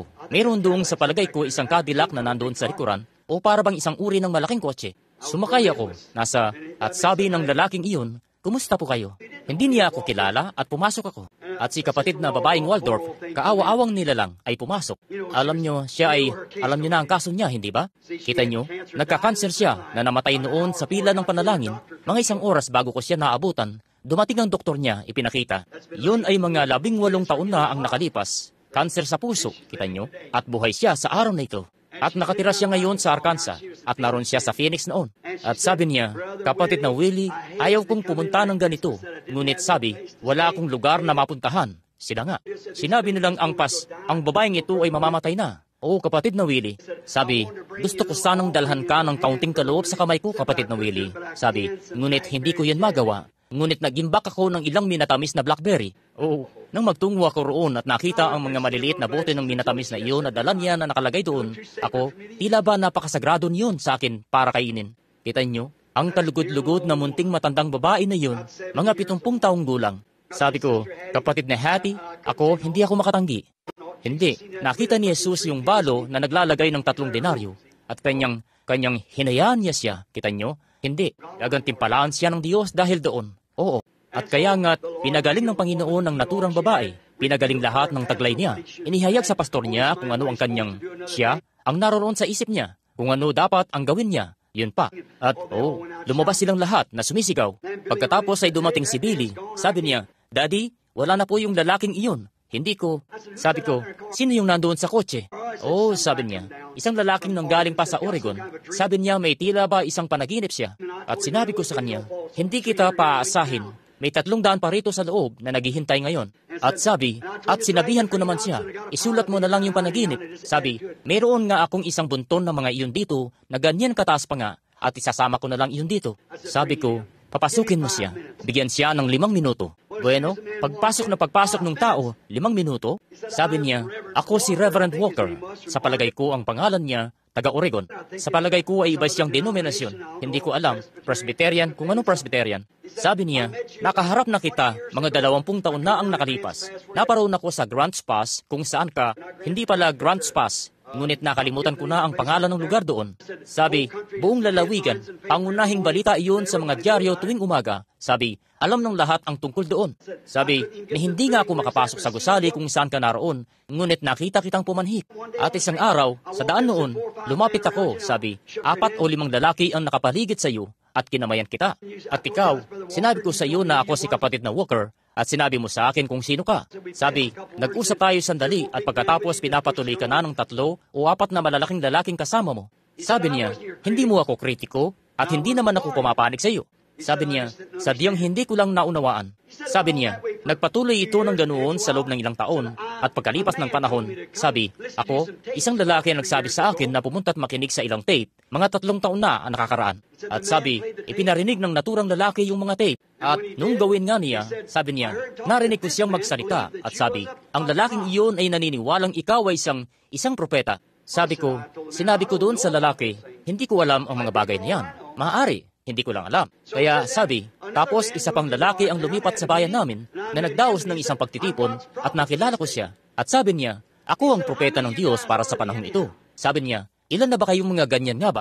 Sabi, ako, narinig ko kung saan may isang lalaki dito na nakikinig sa mga tapes. Sabi, si William Branham, doon sa silangan ay isang propeta ng panahong ito. At mga bagay na ganoon. Sabi niya, ang lalaking ito, hindi ko babanggitin ng pangalan niya dahil hindi magandang pakinggan dito. Nakita niyo? At sabi niya, kilala ko si William Branham. Sabi, subalit mali siya sa lahat ng doktrina niya. Sabi, hindi siya Pentecostal. Hindi siya naniniwala sa paunang katibayan. At sabi, isa pang bagay, sinasabi niyang may pangunahin at maliit na mga propeta. Wala namang ganung bagay. Sabi, isa kang propeta o hindi ka propeta. At yun lang. Sabi niya, bueno, Ginoo, di ako nakipagtalo sa iyo tungkol dito. Sinabi ko lang naman na narinig ko ang lalaking ito na nagsabing itong lalaking si William Branham at na ang lalaking ito ay pinapahayag na isa raw siyang propeta. Sabi, nag-isip lang ako kung merong kayang ilang ganoon. Sabi niya, pero gusto kong malaman mo ito. Ako ang propeta ng kapanahonang ito. Sabi niya, bueno, ikaw nga ba? Sabi, pagpalain ka ng Panginoon at sumaiyo siya. Nagpatuloy siya, hindi nagbigay ng anumang pansin dito. At sinabing nag-umpisa siya sa gitna ng mga kapatiran niya ng sunod-sunod na 3 o 4 na pagtitipon at nagpunta siya sa tanggapan ng koreo. Sabi, huwag ninyong baguhin ang koreo ko. Hayaan nyo lang riyan hanggang sa makabalik na ako, mga pagkaraan ng 4 o 3 araw. Sige, sabi nila, naglagay sila ng pananda roon na hindi yun babaguhin. Nagtungo siya at nakipagkita sa anak niyang babae. At doon sa daan, huminto siya sa isang simbahan at nangaral siya noong gabing yun. Kinaumagahan, sabi niya, nagkataong naisip lang niya, sige, pumunta ka sa panlahatang padala. At nang gawin nga niya, isang liham ang nakapasok sa tanggapan ng koreo at napunta sa anak niya. Ipinadala ng anak niya doon sa panlahatang padala at binuksan niya yun. At sabi na iyon ay isang lalaki, si Ginoong Hildebrandt, na isang kaibigan ko na siyang lalaking nagpaparinig noon ng mga tape. Sinabi na si Ginoong Hildebrandt ay nabalitaan mula kay Roy Borders. At iyan yung isa sa mga tagapangasiwa, alam niyo na magdaraos ako ng pagtitipon dito mula sa ika-28 hanggang sa A1, bumalik at nang makita niya mismo. Sabi niya, ngayon tingnan mo rito, pinipilit akong hatakin ng mga lalaking iyon sa isang bagay na gaya niyan, kita nyo? At initsa lamang niya yung papel sa basurahan at nagpatuloy, kita nyo, ng ganoon. Pumasok at idinaos ang pagtitipon iyon ng gabing iyon. At kinaumagahan, pagkatapos ay nagumpisa siyang pigilan ang puso niya sa pag-iyak doon mismo sa silid. Sabi niya, Ginoong Branham, napagtatanto kong kailangan kong tumayo sa harapan ng Diyos. Sabi niya, hindi ko alam kung tulog ako noon o kung anong nangyari. Sabi niya, nanaginip ako. Sasabihin kong tulog ako at nanaginip ako. Sabi, naisip kong ang anak kong lalaki sa palengke ay isiniksik ang kamay niya sa isang sako. At sabi, nang gawin nga niya, yun ay sako ng mga mansanas. At nangalaglag lahat yun. Sabi, noong pupulutin ko na ang mga iyon, lahat yun ay berdeng mansanas na pawang nabawasan na ng isang kagat. Sabi, pinupulot ko ang mga iyon, ibinabalik ang mga iyon sa sako. Sabi, nagpagulong-gulong ng ilan sa mga iyon at gumulong pababa, kaya't hinabol ko para sikaping pulutin ang mga iyon at sa ilalim sa damuhan. At sabi, gumulong sila sa loob ng isa sa mga nakakadinahang bakod at may malaking superhighway na nasa tabi doon. Tumingin ako sa dakong silangan at sabi niya, ang nakakalawit yung kadena sa isang malaking bato doon sa silangan. At pumunta ako doon at naisip kong tanggalin itong kadena, pagkatapos ay pumunta at pulutin ang mga mansanas para doon sa lalaki. Sabi, sinimulan kong tanggalin yung kadena. Sabi, niyog-yog ng isang tinig ang buong kalupaan. Sabi, nayanig ang lupa sa aking paanan. At sabi, matapos nitong yumanig, narinig ko ang isang tinig. At sabi, kapatid na Branham, tinig mo iyon. Sabi, alam ko, may kung anong nagsabi na. Sabi nito, tatahakin ko ang daang ito ng minsan pa. At sabi, nagumpisa akong tumingala doon sa bato ng paganito at tumingin ng lampas sa mga ulap at doon sa itaas na naroon sa isang batong umaabot mula sa silangan patungo sa kanluran sa isang patulis na hugis na gaya niyon na parang isang piramide patungo rito sa silangan. At sabi, ay naroon ka, nasakay ng isang kabayo na wala pa akong nakitang kagaya niyon sa tanang buhay ko. Napakalaking puting kabayo na nakalaylay ang puting buhok nito. At sabi, nakabihis kang gaya ng isang pinunong Indian, 10 ng mga bagay na ginagamit ng mga Indian. Sabi, may baluti siya, mga pulseras na nasa mga braso, at pababang paikot lahat ng paganoon. Sabi, nakataas ang mga kamay mo ng pagganyan. At sabi, nakatayo roon ng kabayong iyon na gaya ng isang kabayong pandigma na may magilas na lakad na parang ganito, na naglalakad. Ako naman ay nakatayong di kumikilos. At sabi, hinatak mo ang renda, nangabayo ka patungong kanluran. Sabi, tumingin ako sa ibaba roon at may napakarami mga siyentista. At kinaumagahan, Sabado noon, nung sumunod na umaga, nangaral ako patungkol sa mga siyentista. Alam niyo na, nasa Diablo. Saka sabi, ang mga siyentista doon ay nagsasalin ng mga bagay sa mga tubo at kinahalo iyon. Sabi, pinahinto mo yung kabayo, itinaas mong muli ang mga kamay mo at sumigaw, tatahakin ko ang daang ito ng minsan pa. At sabi, nayanig ang buong kalupaan. Nayanig ang mga taong yun. Sabi, tumingala at nagtinginan sa isa't isa ng paganoon. At tumingala sa iyo. Nakibit balikat lang sila. Nagpatuloy sa kanilang siyentipikong pananaliksik. Sabi, nagumpisa ka nang magtungo sa kanluran. At nang mangyari nga ito, sabi, nakita ko ang lalaking iyon na tinatawag ang sarili niyang propeta. Alam mo na. Sabi, lumapit siyang sakay ng isang kabayo na may pinaghalong puti at itim. At sabi, pumunta siya sa likod nitong napakalaking kabayo. Sabi, yun ay, sabi, doon sa itaas ng mga ulap at yung daan ay hindi lalampas ng mga ganoon kalapat. At sabi, sadyang sumayaw ang kabayong yun sa hangin na umiihip sa mga balahibo at lahat ng nakalagay sa iyong kasuotan. At sabi, tapos yung buhok ng kabayo at buntot ay inihip. Dakilang pinuno na malaking puting kabayo na naglalakad mismo sa hanay. At sabi, itong lalaking ito ay sumunod sa likuran mo na nagmula doon sa Canada at nakatira nga yung lalaki doon sa Canada. At sabi niya, bumalik at sabi, dinala niya ang maliit niyang kabayo na pinipilit patumbahin ang malaki mong kabayo. Pinaiikot ito. Ibinabangga ang balakang nito sa, sabi, hindi niyon napatinag yung malaking kabayo. Nagpatuloy lang siya sa paglakad. Sabi, tapos bigla na lang, Sabi, pumihit ka. Sabi, pangatlong beses na iyon na nagsalita ka, ngunit pangalawang beses na sinabi mong tatahakin ko. At sabi, hindi ka nagsalita kagaya ng ginawa mo. Nag-utos ka. Sabi, pumihit ka at tinawag ang lalaking iyon sa pangalan niya at nagsabi, umalis ka rito. Alam mong walang sino man ang maaaring tumahak sa daang ito na hindi siya itinalaga ng Diyos upang gawin ito. Umalis ka rito. At sabi, tumalikod yung lalaki. At sabi, sinulatan ako ng mga liham ng lalaking yun. At sabi, sa balakang ng kabayo niya, ang itim at tabo na iyon, at na pinaghalo, sabi, sa balakang ng kabayo niya ay nakasulat ang kanyang pangalan, ang lagda na sadyang eksaktong kagaya ng nasa liham niya. Paalis siyang nangabayo papunta sa norte. Sabi, nagtungo ka pagkatapos, ang malaking kabayong iyon ay umikot, patungo hanggang doon sa maaabot mong pakanluran. Sabi, tumayo ka at itinaas mo ang kamay mo ng paganyan, tapos nagsimula siyang umiyak.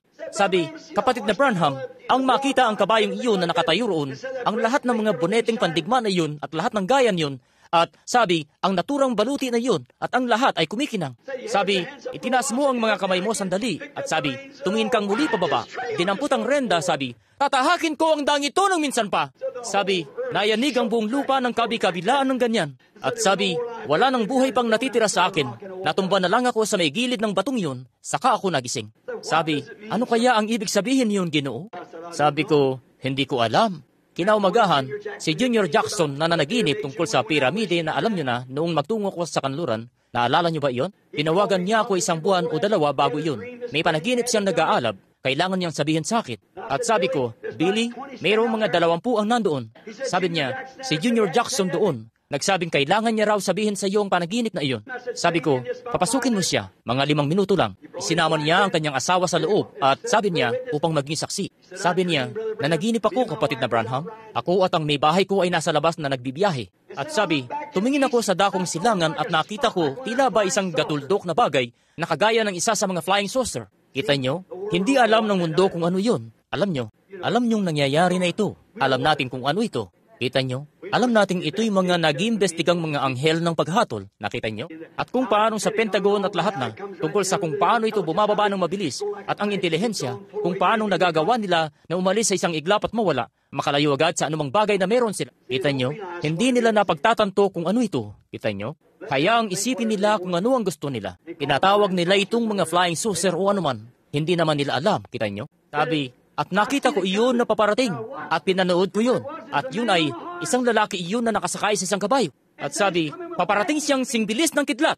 Sabi, nakita kong papunta siya mismo sa harapan ko. At inihinto ko ang kotse ko, bumaba ako. Nang mangyari nga iyon, sabi, yung kotse, nakatayo na sa daan ang kabayo. Isang malaking puting kabayong pandigma na magilas na naglalakad. Yun ang salita, siyempre. Alam nyo na naglalakad ng magilas. Sabi, may lalaking nakaupo roon. Sabi, siya, nakasuot siya ng damit na kanluranin. Hindi isang cowboy, kundi, sabi, tila ba isang pinuno ng mga tanod gubat o parang ganon. Kita nyo, lahat ng kanyang kapangyarihan bilang pinuno mula sa kanluran, ang Indian na namumuno sa mga Indian, namumuno sa mga tanod gubat, kita nyo. At sabi, nakababa yung sombrero ng naturang lalaki at may nakatingin siya ng patagilid. At sabi, noong bumaling siya, sabi, ikaw yun, kapatid na Branham. Sabi, nagsalita ka na hindi na talaga kagaya nung una. Sabi mo, Junior! Tinawag siya ng 3 beses at sabi, sasabihin ko sa iyo kung anong gagawin. At sabi, tapos ay hinatak mo ang renda ng kabayong yun. Pinahakbang mo ng 3 mahabang hakbang yun. Saka tumungo na sa kalangitan at umalis ka na patungong kanluran. Sabi niya, sandali lang lumingalinga ako at naritong dumarating ang isang kabayong mas maliit kaysa sa isang yun mula sa gayunding lahi, pero mas maliit at tumayo. Sabi, lumakad ako palapit. Sabi, baka ipinadala niya ito pabalik para sa akin. Sabi, sumakay ako doon. Nakapangabayo na rin ng kaunti si Junior. Sabi niya, alam mo kung paano lumalapat sa iyo ang siya mo, kapatid na Branham? Ang mga estribo at lahat na. Sabi, naisip ko, bueno, saktong-sakto itong nakalapat sa akin. Kaya hinatak ko ang renda patungo doon sa mga alapaap. Sabi, hinatak ko ang renda saka pinahinto siya. Pinaikot siya saka bumalik. Kita mo? Noong bumalik ako, sabi, inihinto ko yung kabayo, bumaba ako, nakipag-usap sa may bahay ko, nawala na yung kabayo. At nagising na siya. Pagkatapos, yung araw bago kahapon, 3 araw na ang nakalipas, dumating si Leo Mercier na dumating na may ganun-ganun din na panaginip na walang kaalam-alam tungkol doon. Tungkol sa pagsisikap na paghaluin ang lahi ng isang malaking puting lalaking kabayo at ng isang itim na babaeng kabayo at di nila iyon magawa. Ninenervyos. Sabi, lumakad daw ako doon, nagsabi, Leo, at sinabi sa kanya kung anong ginawa ko. Ayaw kong sabihin yun dito, kita nyo? Ngunit sinabi ko sa kanya kung ano ang ginawa ko. Sabi, hindi mo ba nakikita? Ngayon, ang malaman nito, hindi ko alam na may manugang na lalaki si Ed Dalton at may aso sa ganitong pangalan yung manugang. Malalaman mo, Leo, na nananaginip ka. Subalit paggising mo, alalahanin mo yon. At sabi, hindi pa ako nakarinig ng ganong pag-utos. Noong mga oras na iyon, pumasok si Roy Robertson. Sabi, kapatid na Branham, naaalala mo ba noon bago mo iniwan ang iglesia noong unang beses? Tayo ay nakita kitang nakaupo gaya sa Palestina. Tayong lahat, ang lupon at lahat, ay nakaupong gaya sa dulang ng hapunan ng Panginoon. At pagkatapos ay nagsalita ka. At ikaw, hindi siya sigurado kung tungkol saan ang sinasabi mo. Sabi, isang puting ulap ang bumaba at kinuha ka. Dinala ka palayo. Ilan ang nakakaalala sa panaginip na iyon ni kapatid na Roy? At sabi, dinala ka palayo ng puting ulap na iyon. At sabi, pagkatapos ay wala ka na. Naglakad-lakad ako sa mga kalsada, sumisigaw at umiiyak. Noong pumunta ako rito, at ang maliit na matandang brasong iyon na napinsala na, tila ba kanyang binabasa ito. Ibinaba niya yung kalaykay at nagumpisang umiyak nung makita niya akong papunta roon. Hindi ko pa siya nakikita noon, kaya sinabi niya sa akin yung panaginip.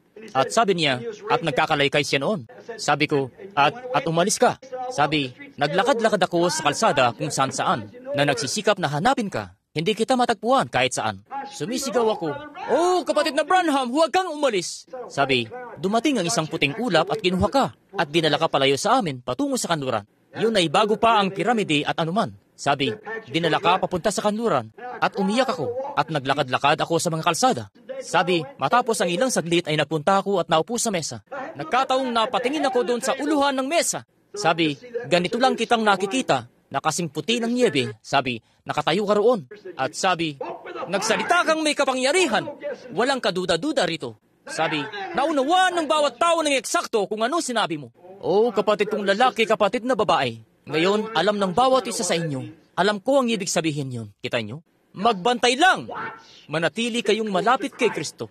Hayaan nyo magbabala ako sa inyo ngayon bilang ministro ng ebanghelyo nito.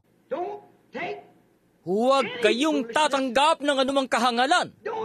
Huwag kayong maghahaka ng anuman. Manatili kayo mismo riyan hanggang sa itong nasa loob nitong pinakaloob ay nakaangkla na sa salita, na kayo'y na kay Kristo na mismo, dahil yan ang nag-iisang bagay na, dahil sa tayo'y nasa pinakamapanlinlang na kapanahunan na kinabuhayan natin. Ililigaw nito ang mga hinirang kung maaari, dahil may pahid sila. Kaya nilang gawin ang anumang bagay na gaya ng iba sa kanila.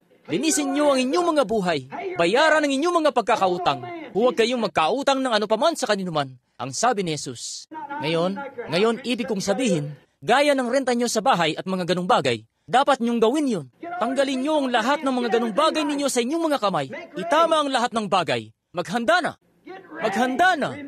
Tandaan, sa pangalan ng Panginoon, may bagay na napipintong mangyari. Pupunta ako sa mga burol ngayong linggong ito. Hindi naman talaga para mangasaw ng mga squirrel. Siyempre, gustong-gusto kong mangasaw ng mga squirrel. Ngunit pupunta ako doon para sa layuning ito. Nagsasabing, "Oh Diyos, hindi ko alam kung saan direksyon ako kikilos. At ayaw ko itong mapalampas. Tulungan mo po ako. Ipanalangin niyo ako. Maaari bang gawin niyo yon? Ipananalangin ko kayo. Umaasa ako sa kahabagan ng Diyos na makikita ko ang bawat isa sa inyo at magtatagpo tayo sa isang mas mainam na lupain kaysa sa isang ito rito. At ano ang ipinupunta natin dito? Anong ginagawa natin? Nagtutungo ba tayo rito na naglalaro ng isang laro? Tutungo ba tayo rito na nagkakatipon bilang isang samahan? Ito'y hindi maaaring pumarito si Kristo hanggang sa ang iglesia ay maging ganap na matuwid. Hinihintay niya tayo. Naniniwala akong nasa katapusan na tayo. Tingnan niyo sa California. Tingnan niyo ang mga kaguluhan. Tingnan niyo ang 11 na taong pinatay dahil sa lahi. Di ba't sinabi ko na sa inyo, dito hindi pa katagalan, na iyang si Martin Luther King ay aakayin ng kanyang mga kalahi tungo sa isang pagkapuksa. Ilan na nakakaalalan yun? It isn't them colored people. Hindi yung dahil mga itim na tao, yun ay dahil sa mga tagapangunan ay yun na naguudyok sa kanila. Hindi iyon pagsasama-sama, mga pagbubukod-bukod, at ano pa man ang gusto nilang itawag dito, ito ay ang dyablo. Tama yun. Hindi lamang sa mga puti, mga itim, ito ay sa kanilang lahat. Ito yung dyablo. Ang kakayahang pang-isip at mga pangangatwiran ng tao ay sira na. Wala nang pag-asa pa. Wala na talaga itong pag-asa pa. Ang buong bagay ay isa ng sugat na nabubulok na. Ang naturang kakayahang pang-isip ng tao, hindi na nila kayang magpasya. Hindi ako isang politiko. Hindi ako ni demokrata o republikano. Maruruming lahat yon. Ako'y para sa isang kaharian. At iyon ay ang kaharian ni Yesus Kristo. Yun lang. Ngunit paano nangyari na nakakita kayo ng isang bungkos ng mga tau-tauhan na gaya ng meron tayo ngayon diyan sa itaas? Gaya ng mga grupo ng mga taga-Texas na meron tayo roon. Abay, sinasabi nila, ano man ang gusto ng mga tao. Kung gusto nila ng komunismo, ibibigay natin sa kanila ang komunismo. Kung gusto nila ang pagsasama-sama, ibibigay natin sa kanila ang ganung pagsasama-sama. Kung gusto ang pagkakabukod-bukod, ibibigay natin kahit ano. Ginawa itong, nasaan na ba ang pagpapakalalaki? Oh, Diyos! Kagaya yan ng pulpito. Nasaan na ba ang lalaki? Lalaki na naninindigan para sa isang prinsipyo. Nasaan na ba ang mga kababaihan na naninindigan para sa isang prinsipyo? Nasaan na ang isang iglesyang naninindigan para sa isang prinsipyo? Wala akong singhalaga ng isang singkong panahon para sa isang walang gulugod na madaling matangay na nakikikompromisong espiritu. Ang isang babae na babae, siya'y magpakababae. Kung ang isang lalaki ay lalaki, siya'y magpakalalaki. Kung isa siyang presidente, nasaan na ba ang ating mga John Quincy Adams? Nasaan na ba ang mga Abraham Lincoln natin? Mga lalaking may prinsipyo. Nasaan na ba ang Patrick Henry natin na nagsabi, bigyan mo ako ng kalayaan o bigyan mo ako ng kamatayan? Nasaan na ba ang lalaking naninindigan para sa kung ano ang tama? Nasaan na ba ang lalaking hindi natatakot na magsalita? Kahit pa ang buong mundo ay laban sa kanya, ay sasalitain pa rin kung ano ang tama at maninindigan para dito at mamamatay para dito. Nasaan na ba ang ating Arnold von Winkelried muli sa panahong ito? Nasaan na ba ang mga lalaking may integridad? Nasaan na ba ang mga lalaking matatapang? Sila'y labis na walang gulugod at lalamya-lamya hanggang sa hindi na nila alam kung saan sila tumatayo. Diyos, hayaang manindigan ako na may mga prinsipyo ng isang tao bilang isang ministro ang salita ni Yesus Kristo. Sapagkat ang langit at lupa ay lilipas, ngunit hindi ito kailanman mabibigo. Sa ibabaw ng batong ito ay itatayo ko ang aking iglesia. Ang mga pintuan ng Hades ay hindi makapananaig laban dito. Magsitindig tayo.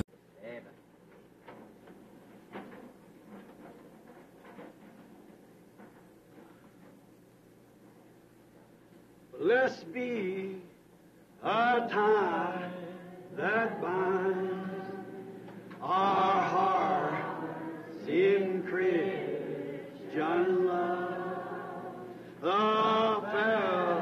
fellowship of kindred mind is life to that. Ngayon ay hawakan ang kamay ng isa't isa. Asunder part, it gives us inward pain, but we shall still be joined in heart and hope to meet again till we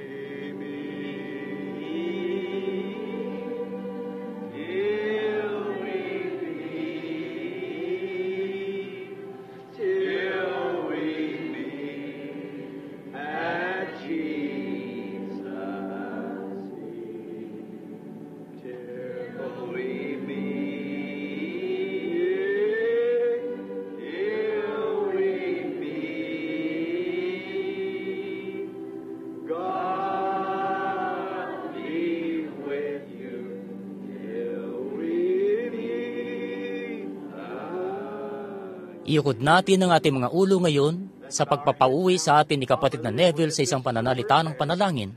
Bumalik kayo mamayang gabi, ha? Inaasahan natin ang isang dakilang gawain mamayang gabi dito sa tabernakulo. Pagpalain kayo ng Diyos. At ipanalangin niyo ako, ipapanalangin ko kayo. Huwag niyong isiping isa akong panatiko, mga kaibigan. Huwag niyong isiping ipinipilit kong igiit ang isang bagay sa inyo. Mahal ko kayo. At may prinsipyo ako. Yun ay ang Biblia. Wala ni isa mang salita ang maaaring alisin mula rito. Wala ni isa mang salita ang maaaring idagdag rito. At sinasampalatayanan ko ito kung paano ito naisulat. Iukod na natin ang ating mga ulo ngayon at ang ating matapat na mabuting pastor ay pauuwihan na ang kongregasyon. Pagpalain kayo ng Diyos, kapatid na Neville.